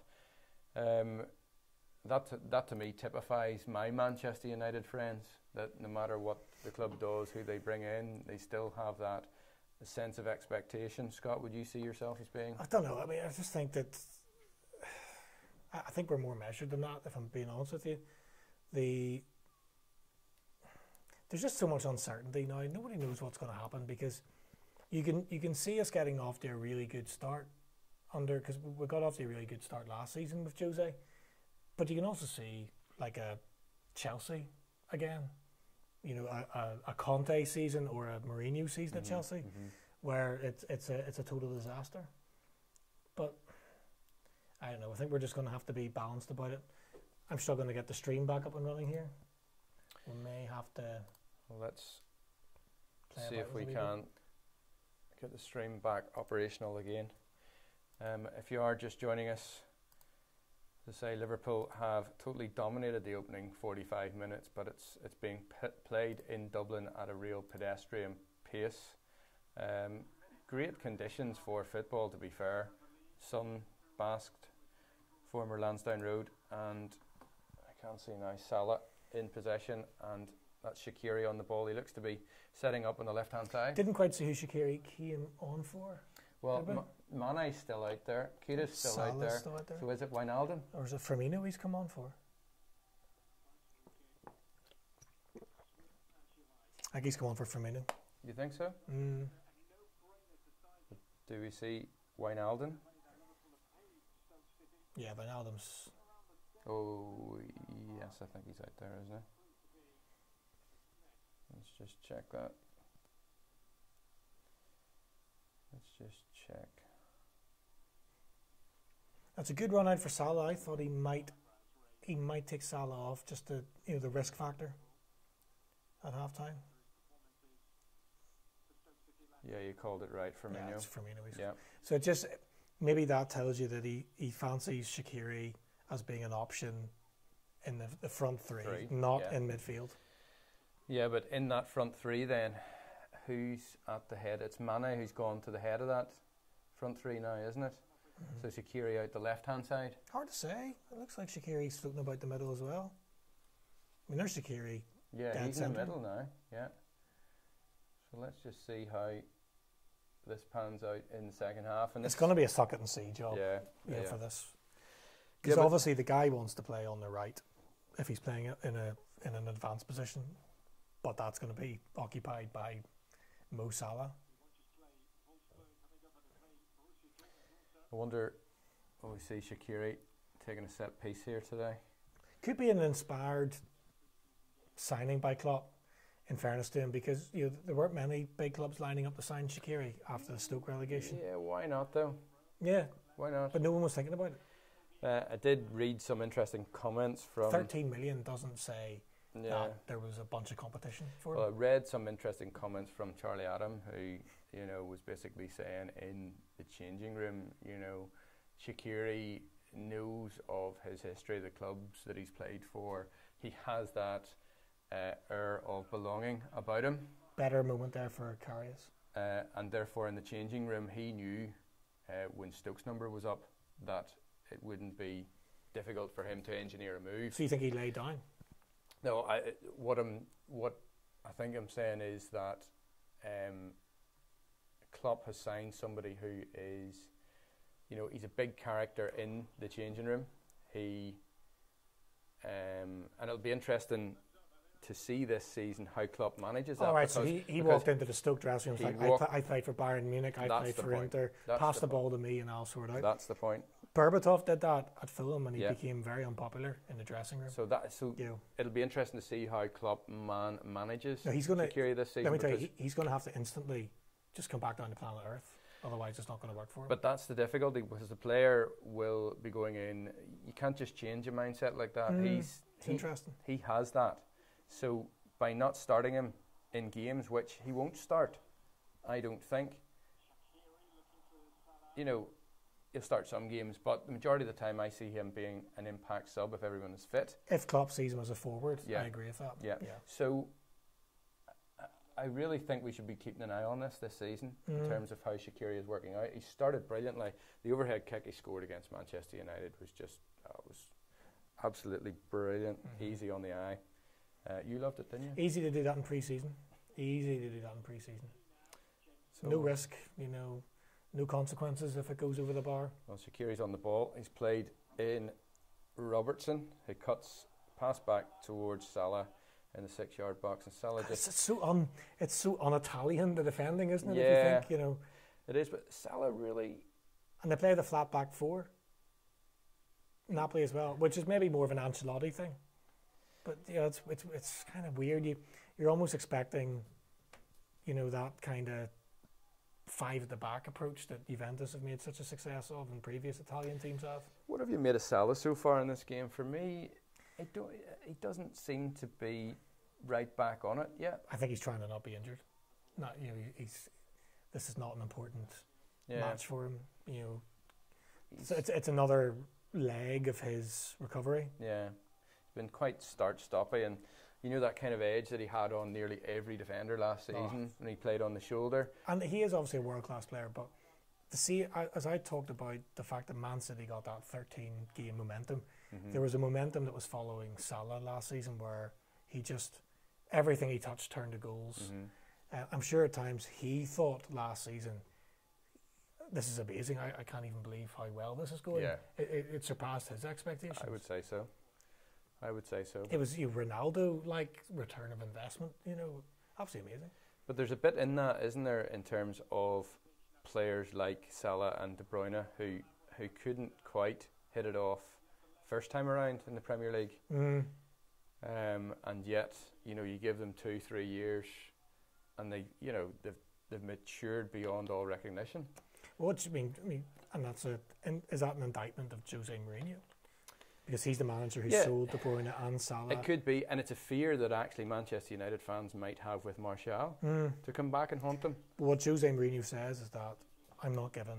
They were emerging talents at that stage. I don't get the time. I don't have the luxury of time for emerging talents to see how it goes. Like, I'm basically one bad result and I could lose a job here. Yeah, but I mean, it's pretty poor if that's the case, isn't it? Because, you know, by joining a club of United or Liverpool stature, you want to be able to grow. He has a point though. I mean, you don't have that time, you know, because if United get off to a bad start this season, people will be calling for his head. Yeah, you know that. Liverpool have moved the ball brilliantly here, from defence to attack, and Mane has it inside the 18-yard box and just fires a shot wide. But I like that. They've worked it up the left flank from Robertson through midfield to Mane, and Napoli just at 6s and 7s again. It's the trademark of Liverpool though now that you've got the Mane on the left, Salah on the right, both want to cut in and get shots away. And it means that Firmino doesn't score the goals that he probably could score because he's really an assistant to those two players. But he's actually, in a way, Firmino's actually my favourite of the three players. I think he's the sacrificial lamb up there. Yeah, I think he tends to be. He could score more. He's a bit of your Heskey, but a lot better than Heskey. Yeah, he could score more goals for me, but certainly his ability to link the play for being quite small is exceptional. You know, he likes to control the ball on his chest. I think he's a physical player. Yeah, to bring it down and to break either right or left. But, you know, moves the ball very quickly. He moves it quickly, but he doesn't score enough. No. And that's just the height of it. You don't need him to. If these guys are going to score 25 apiece a season, you don't need him to. Injury concern at the minute. I think that's Milner down. Clash of heads on the pitch. The Napoli players come off slightly better, albeit he's getting treatment as well. So whilst we await that, do remember to more competition entries. Yeah, do remember to enter the competition. It is free. It's for an authentic either Manchester United or Liverpool shirt with your name and number of your choice on the back. Just go to the Red Mist TV Facebook page, like it, and Jonathan Cutler, Grace Cardy, Sarah Wingo, Susie Mack, Toby Lamacraft. These are all Barbara Hodgson. These are all entrants that we've had since the show went live this evening, which is class. So Milner's come off, and I think we're going to see Fabinho here brought on. Doesn't look too clever there, Milner, does he? No. They've taken him off precautionary, potential concussion type injury, and it does look as if Fabinho will be. Don't like to see anyone be injured like that, but this is in a way this is a silver lining for Liverpool. We can see now Keita, Wijnaldum and Fabinho in centre midfield and Shaqiri, so you're seeing all these players now on the pitch at one time. Great first time ball by Shaqiri over the top as well. Salah kind of keep it in. He did keep it in, but Napoli clear their lines just about. Do you know what I've noticed from Liverpool in the first 10 minutes of the second half is, and you just wonder, have they been told not to play the ball to the keeper? Yeah. Get the ball forward. Yeah. And see, there's Van Dijk who had an opportunity, passed the ball back to Alisson, but he kicked it straight out of play. And that, to me, that's sensible. No, but that to me is critical here. But I think we have hit the nail on the head. I think that's clever from Van Dijk. I think he's showing that he's a clever defender, just taking the pressure off his goalkeeper. If I've got to look like an idiot kicking the ball out of play, where I could easily retain possession, I'm going to do it just to take the heat off my goalkeeper. Well, the Brazilian signing Fabinho's come on to join his international teammate Alisson, who we're talking about. I don't like to see he's wearing neon yellow boots. Who is Fabinho? Fabinho with a purple and peach kit. It's. Well, he didn't design the kit. No, but I mean, well, look, he has the choice of what to wear alongside that kit. Yellow boots says to me, I think I am something. Well, that's just me. In fairness, he is. Really. And he's replaced Milner, who I wasn't looking, but Milner probably has black boots, doesn't he? Yeah, no, he's straight up. No messing. So, yeah, Napoli have been disappointing in this game. Continue to be. Even that, that's a simple pass. They should just play in around the back, but Robertson did well to get back. So it remains 2-0 Liverpool. Let's see how this midfield cuts up now with Fabinho in there. What shape are they playing? So Shaqiri looks to be staying out that left flank. It's maybe one of those ones where Klopp has said, look, you three play up front and see how you get on. Yeah, just rotate. Can you gel? Because the original three, the main three, gel so well. Mm-hmm. So Shaqiri, it's almost like he's been given a free rule. Go in there and see if you can gel with Mane and Salah. And he's going to have to make it for himself in there. Yeah. He's not going to be told what the rules are. Well, Alisson's had the ball twice now again. He's got himself out of trouble, but he continues to play a sweeper role at the back, and this is unusual. I don't like to see this. Look at that ball there. Yes, it's a good ball. He's played it again. There's two Napoli players round Robertson. Look, you're on the attack now, 2 against 2. I think you should be happy. I'm still nervous about it. Ball to Salah. Great header back from Salah. Might have been a bit of a... Oh, my goodness me. Salah has curled the ball into the top corner. Napoli are remonstrating with the referee because they saw a bit of a nudge. Or high boot, was it? Maybe not, did they say? No, I think it's a nudge. I could be wrong, but they are still remonstrating. The goalkeeper's out nearly at the halfway line. It is 3-0. Goodness me. It is counting. It's a friendly. Oh, right. Yeah. Free kick on the defender from Mane. Yeah, right, a bit of a... I think Salah thought it was going to be a free kick as well. Yeah, a bit of a nudge. It was Mane push there, potential push. We'll take it, but the finish by Salah, guys, class. If you're... that's his trademark finish, isn't it? How many of those did he score last season? He couldn't get it any more in that top corner, could he? So it's 3-0 Liverpool. Could be 4, could be 5. It's just one of those, isn't it? So Napoli starting to make some changes now too. Yeah, and you've slapped the goalkeeper, and he's the one who started the move. Call me conventional. Don't get me wrong. Call I've seen me enough. Conventional. I don't like to see goalkeepers playing, that way, doing keepy-uppies. It reminds me of a goalkeeper who I used to watch for Liverpool and actually revered back at a time when I was 10, 11 and 12. I used to ask for goalkeeper jerseys, and Bruce Grobbelaar was the goalkeeper. Oh, what are they doing here? And Grobbelaar used to dribble the ball out of the net, and I was nervous then. I was nervous, but eccentric individual. I don't want Alisson to go down that route. Look, don't get me wrong. I've seen enough already from the goalkeeper to think I'm looking forward to the new season. But I think he did okay there. He did okay, but he's got a long way to go to convince me. Good start again by Shaqiri here in the second half. He's chipped the ball in for Salah, who has eventually got on the end of it to score what's now a very familiar type of finish. Here he is again. Must be offside. No, he stayed on. So just as we're kind of, highlighting Alisson for what he hasn't necessarily done too well, Shaqiri, in a Liverpool shirt, he's been tremendous so far in pre-season. So, there's a lot of potential here. A lot of potential. I think he's a really good pickup. I think it's a bit of... I think it's inspired by Klopp because I think it's in the snooker terminology, it's a shot to nothing.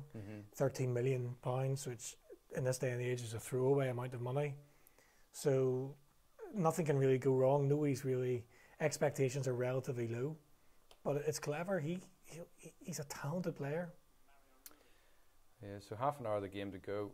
Liverpool 3-0 up, and I think we'll see now. It tends to be the case in a lot of games that the R mark is that marker where managers go, do you know what? Let's throw on a change. And it's hot out there as well. Yeah, I mean, he's going to have to manage it. Salah's done his bit for Ireland. He's got his goal. He's coming off in the next 5 minutes, isn't he? He is indeed, yeah. Well, Klopp's an idiot if he leaves him on, because what's he going to do if he picks up an injury? Here we come. Here we go. Here we go. Here comes the cavalry. What did I say? Right, you're going to have to manage this, Basil, here. I'm not going to do it for you. Oh, goodness. Well, all in all, there are 10 substitutes Salah coming on for both Liverpool and Napoli combined. Each of them making, it seems to be 5. Salah is coming off, so well called. Wijnaldum is coming off. I think if you're a Liverpool fan, Salah's done his bit. Job done. And you're delighted if you are a fan, and because he scored one of those trademark goals. It's a good 60 minutes for Klein under his belt as well. Oh, goodness, there's Moreno coming on. I don't like to see that. Not my favourite player. Solanke's on as well. Alexander-Arnold's making an appearance. Solanke as well. Yeah. Danny Sturridge coming on for Mane. I mean, we're talking about Shaqiri having a big role this season. Looks as if Klopp is saying, no, you're a winger. You're not going to be playing centre midfield. Nobody's talking about Daniel Sturridge. You know, scored against United in the ES Tour. Right. I'm told he's been reborn in terms of his attitude since he's come back to the club as well. He was out on loan, of course. West Brom. Yeah, and you know, he's really hit the ground running here. Of course, what he won't like to see is the fact that you know, in Liverpool's strongest team, I don't think he starts at this minute in time, so he'll want to push his way through there. And he's definitely a forward. He can't play anywhere else. No, forward. No, he can't.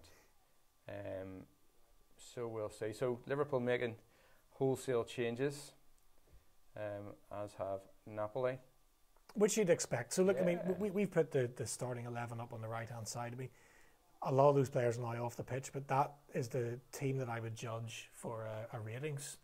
You know, we're not going to get much of a rating out of Shaqiri or Alexander-Arnold. What do you think? I mean, how do you think these guys have done? If you were rating the starting 11 out of 10? Yeah, well, let's go for that. So Alisson, I'd probably say 5 overall. You know, he's got to do a lot more for Liverpool fans. We are expectant. He's come to a big club. It's pre-season. He has to be producing the goods. It's just not good enough. Klein, not a lot to do. I'll give him 6. Gomez 6. Van Dijk, I'm going to say 7 for Van Dijk. No, I think that's fair. I think Van Dijk's had a good game. He hasn't really put a foot wrong. I think Klopp's had a haircut as well. Same barber as us. Robertson 7, maybe edging towards an 8, but 7. He's doing a lot going forward. If you've watched him so far, go down that left flank. So he's done really well for me. Keita, probably a 6. Milner. We've not really seen that much of Keita. I don't think, it's not a criticism, but no. I haven't but seen him do that much on the ball. He hasn't had a lot to do. Milner, he's off now. As Napoli firing a shot that goes wide, I would give Milner an 8. He played a part in both goals. Has a goal and an assist. Yeah, so that's good. Wijnaldum, probably 7 by virtue of the fact that he scored a goal. 7 or 7.5. Yeah. Salah, again, potentially a 7. He's starting just before he came off there to show glimpses, and then he fired one into the top corner. And then Firmino, very quiet, I thought. Firmino was quiet. Yeah, he was quiet. I think Salah has to get his 8 for that finish alone. At least an 8.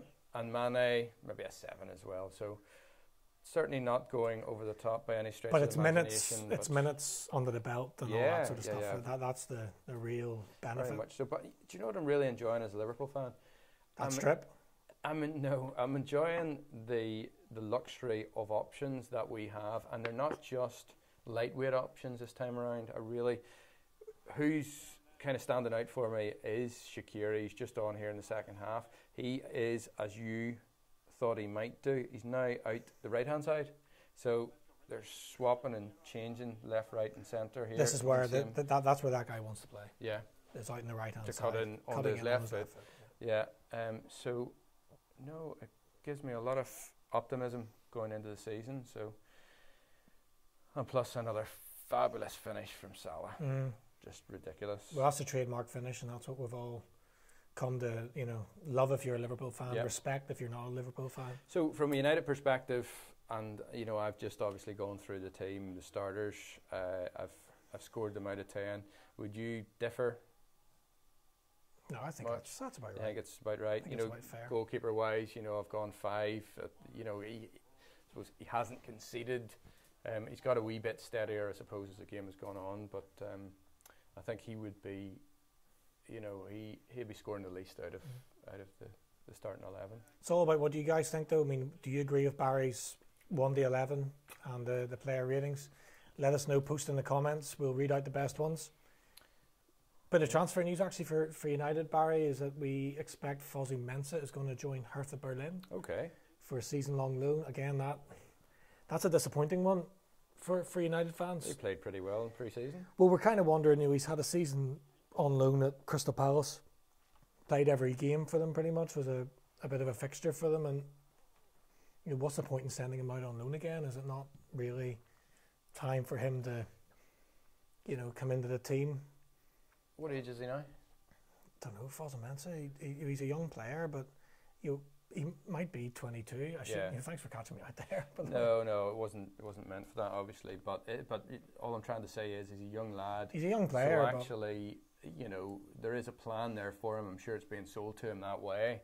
So by him going out and getting first-team experience, it should help his development. But there comes a point 20. at which, and I don't think he's reached that point yet, that actually... I'm disappointed because I'd like to see him be in and around the team. Look, he's 20's young for somebody playing in that position. Certainly at Manchester United. I'd be amazed now if that doesn't mean that Alderweireld is done or Maguire's done. Yeah, you think that it's a good chance for Napoli. And again, the shot is wide. But no, I take your point, and I think you've called it. You will now see, I think, within 24, 48 hours that actually United have concluded one of those deals for, a central defender. Fozzie Mensah, no, I think that's a good move. I think it's a good move for the player if he gets first team experience. But then, does he then not come back to the club ultimately, and might that be the end of his Manchester United career? That's the difficulty. Well, we've signed Dalot, who's going to come in at right back. We don't know. Nobody knows if that's a project or whether he's going to just slot straight in, replace Valencia. To me, it would. If he is a bit of a project, then it makes you wonder why we're selling Fozzie or putting Fozzie Mensah out in loan. So there might be 3 on goal here. That's Solanke. That's poor. Yeah, it's Danny Sturridge. No, Sturridge. Yeah, who had the chance. He went to go across the goalkeeper, but he never really caught it, and it was on his preferred left foot as well. Yeah, but it's not the side Sturridge likes to come in from. He likes to come in from the right-hand side on his left foot, as they all do. Listen, I don't buy it. See these one-footed players. I still don't think in this day and age, if you're a professional footballer, you shouldn't have the ability and technique to be able to put it away, no matter what side you're coming from. Look at that. If you actually look at the angle he tried to take that on, he made it more difficult for himself. He had it opened up his body, stuck it away. Right-footed potentially was the better option there, but that's just me. United fans watching, get in touch and let us know what you think. It looks pretty solid that Fozzie Mensah is away to Germany on loan for the season. Is that the right thing for Jose Mourinho to do? I'm not sure. But you can be so critical of Jose, and I'm trying to give the guys as much of a chance as he deserves. Here's Sturridge again, 3 on goal.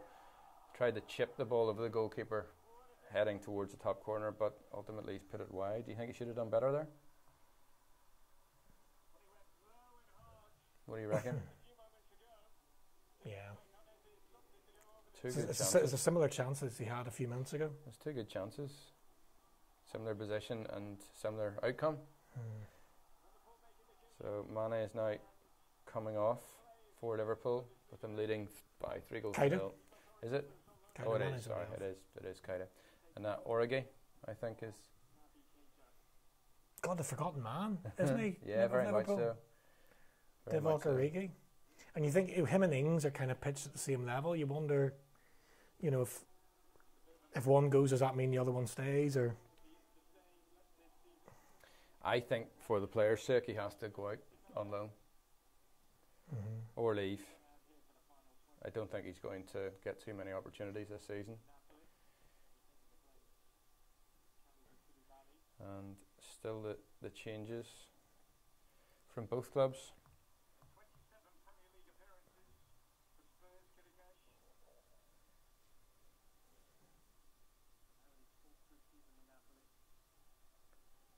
So it's slightly pedestrian, isn't it, in terms of. It's always going to happen in the second half of pre-season matches. We saw that on the tour for United, and the other Liverpool games. It's the second half doesn't really get going. You form your assessment of what you've seen in the first half. When United played Real Madrid, look at me, I'm back talking about United again, Baza. When we played Real Madrid, it was 2-1 at half time. Broken record. So yeah. It was 2-1 at half time, and really the ratings for the match came out of the first half.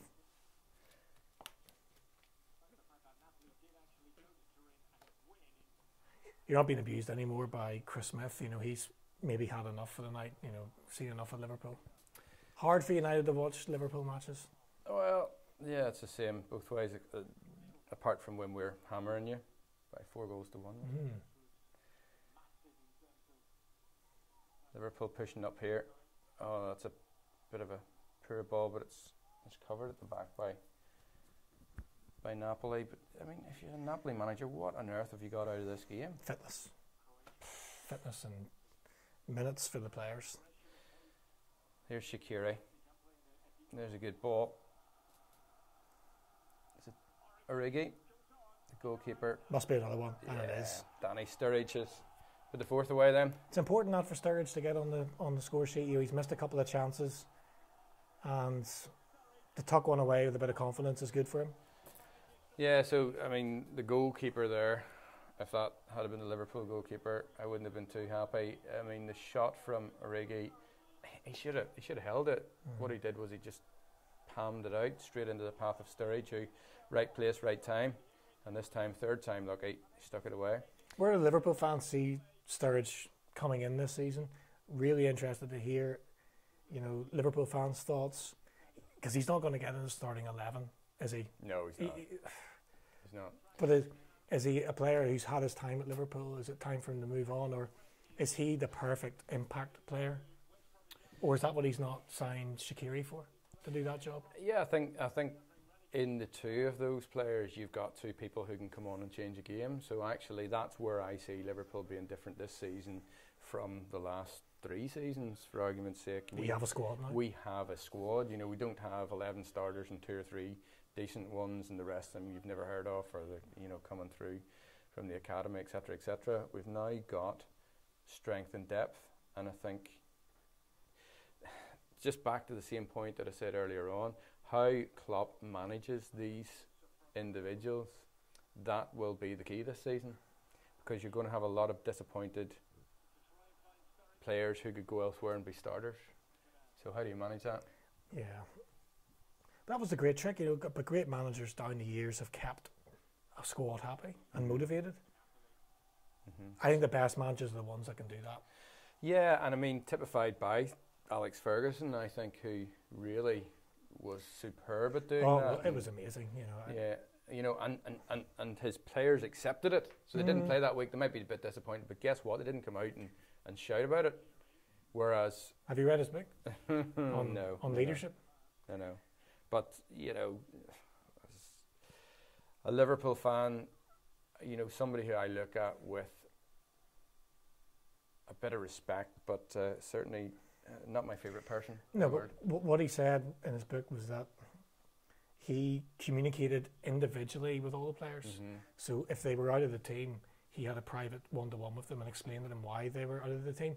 And he normally had a blend of bad news and good news for them, so that they took something from the meeting. By starting off then with the what?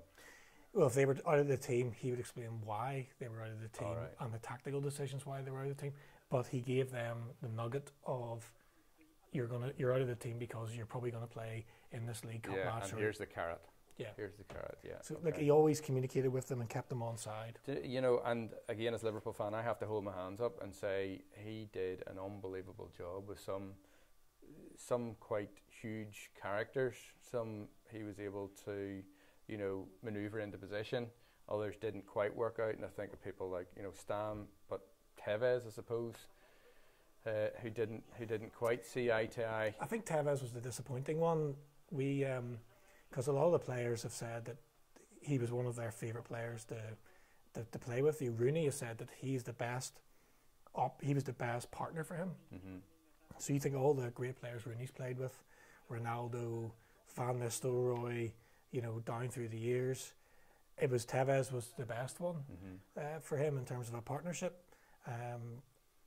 But it's amazing the way Ferguson did it, because the players that he sold off were crying out for those players in the team at the minute, or even similar types of talent. Yeah, but he still got you back no matter who left the club.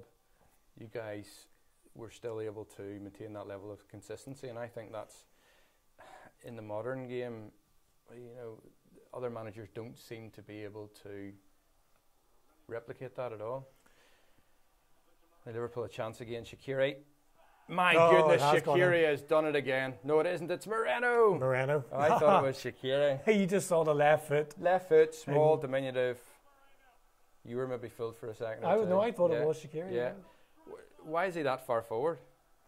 But you've given him such a roasting. Barry, look what he's done there. What an effort. Desperate goalkeeping. Yeah, the goalkeeper gets a bit of a hand to it, flaps at it, and it's 5-0 now. We did say this game could turn into a... God, goalkeeper, that has gone straight through his hands there at the near post. Shouldn't be able to score from there. No, shouldn't. It's like the goalkeeper wasn't there. The ball's just passed straight through him. But where does Moreno factor in then this season? Is he a squad player? He doesn't, in my opinion. So he's a replacement for Robertson. But does Milner actually go back into left back? I wouldn't carry Moreno, and it's by virtue of the fact that he doesn't defend. Well, there is that Moreno there. There you go. There's him defensively. Yeah, but did you see what he did? Look, he basically has wiped out the Napoli player. Now, he might have got the ball on this occasion, right? But his ability to miss time tackles is second to none. It's what makes him stand out for me at Premier League level as not being fit for purpose. But that's not a situation where you don't go to ground there. It's not a guarantee that the winger's going to get a cross into the middle, that it's going to be of any value. Now look what he's done. You're on the back foot here. It doesn't matter in this match, but if you do that in the Premier League, there's every chance you can be punished. No, the guy shouldn't be playing for Liverpool. He's not cracked on defensively, has he? He's not. He doesn't. Left back. The clue is in the title. He'll be happy tonight. Even if Liverpool were to concede, I guarantee you he'll be happy because he's got a goal now. But you're a left back. All he seems to want to do is to attack. I think he's been a poor purchase. I must say, whenever you first signed him, I thought he was going to be, a really good player. Yeah. But he just hasn't learned to become a good defender. No. He's great going forward. It's a bit like Marcelo, Real Madrid, great going forward, but Marcelo can defend. Yeah. People get confused with Marcelo, but he's only good going forward. He's a luxury item. He's a really good defender, but Moreno just hasn't added that to his game. And that, again, another worry for Liverpool. And if you're listening here, I'd appreciate your comments on this as well. But if Robertson does get injured, do we turn to Moreno? I would say no. That just like you have suggested, Scott, that you revert to Milner. I think in the big games he'll put Milner at left back. I don't think he's any trust in Moreno. But why carry him then? I think because you could play him in some Premier League games. I think if you're facing a Champions League quarter-final and Robertson's out, it's going to be Milner. Just to say as well, Joe Gomez has come off. That's what you have a squad for. Yeah. And young Nat Phillips has come on. Few decent touches in the centre of defence, albeit his first pass was a bit misplaced. This has just been a walk in the park.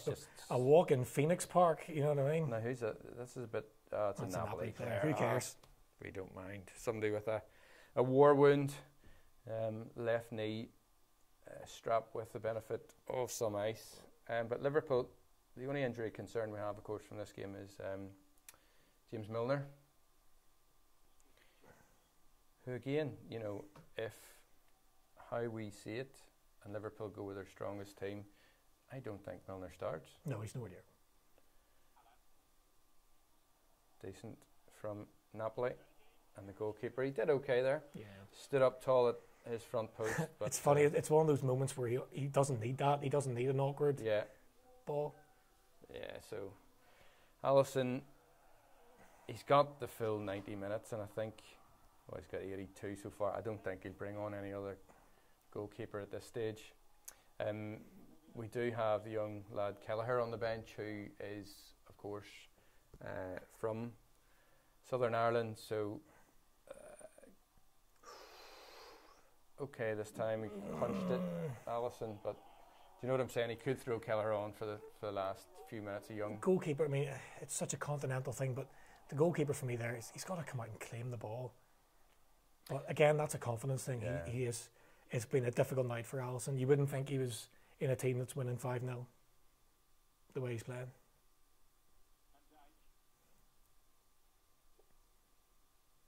Liverpool still attacking, 5-0 up, and really Liverpool fans who have travelled to Dublin will be immensely happy.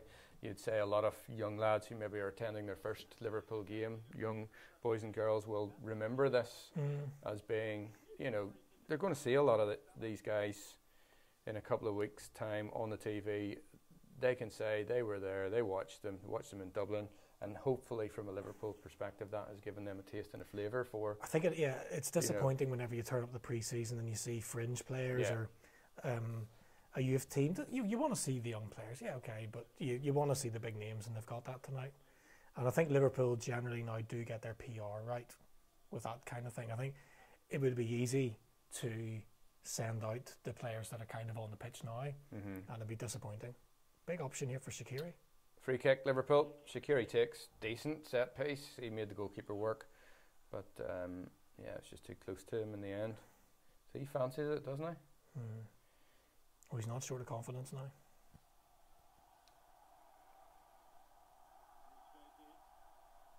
Napoli have looked certainly not the side that finished second in the Italian top flight last season. Carlo Ancelotti will, I don't think he'll be too impressed with the performance. And we look on the bench, and Wijnaldum and Salah smiling, laughing. Firmino got a haircut as well. His hair's darker now. His hair's black. Look, everyone got that email about getting a haircut today. They did indeed. So as a United fan, what have you made of this? It's going to be 6-0. That's what I've learned. No, not quite. Solanke should have scored there, shouldn't he? Nothing's different. I think it's pre-season. You can't take that much from it. But I guess we knew that your 3 forwards were top class. We knew the goalkeeper's been an issue. I don't think sticking someone for 60 million quid in is, we can say, with any real confidence that situation's now resolved. So it's just as you were for me. But I still would never read that much into the pre-season results. But do you fear us going into the new campaign? Given the signings that we've made, are we much more of a challenge than we were last season? Because I think we are.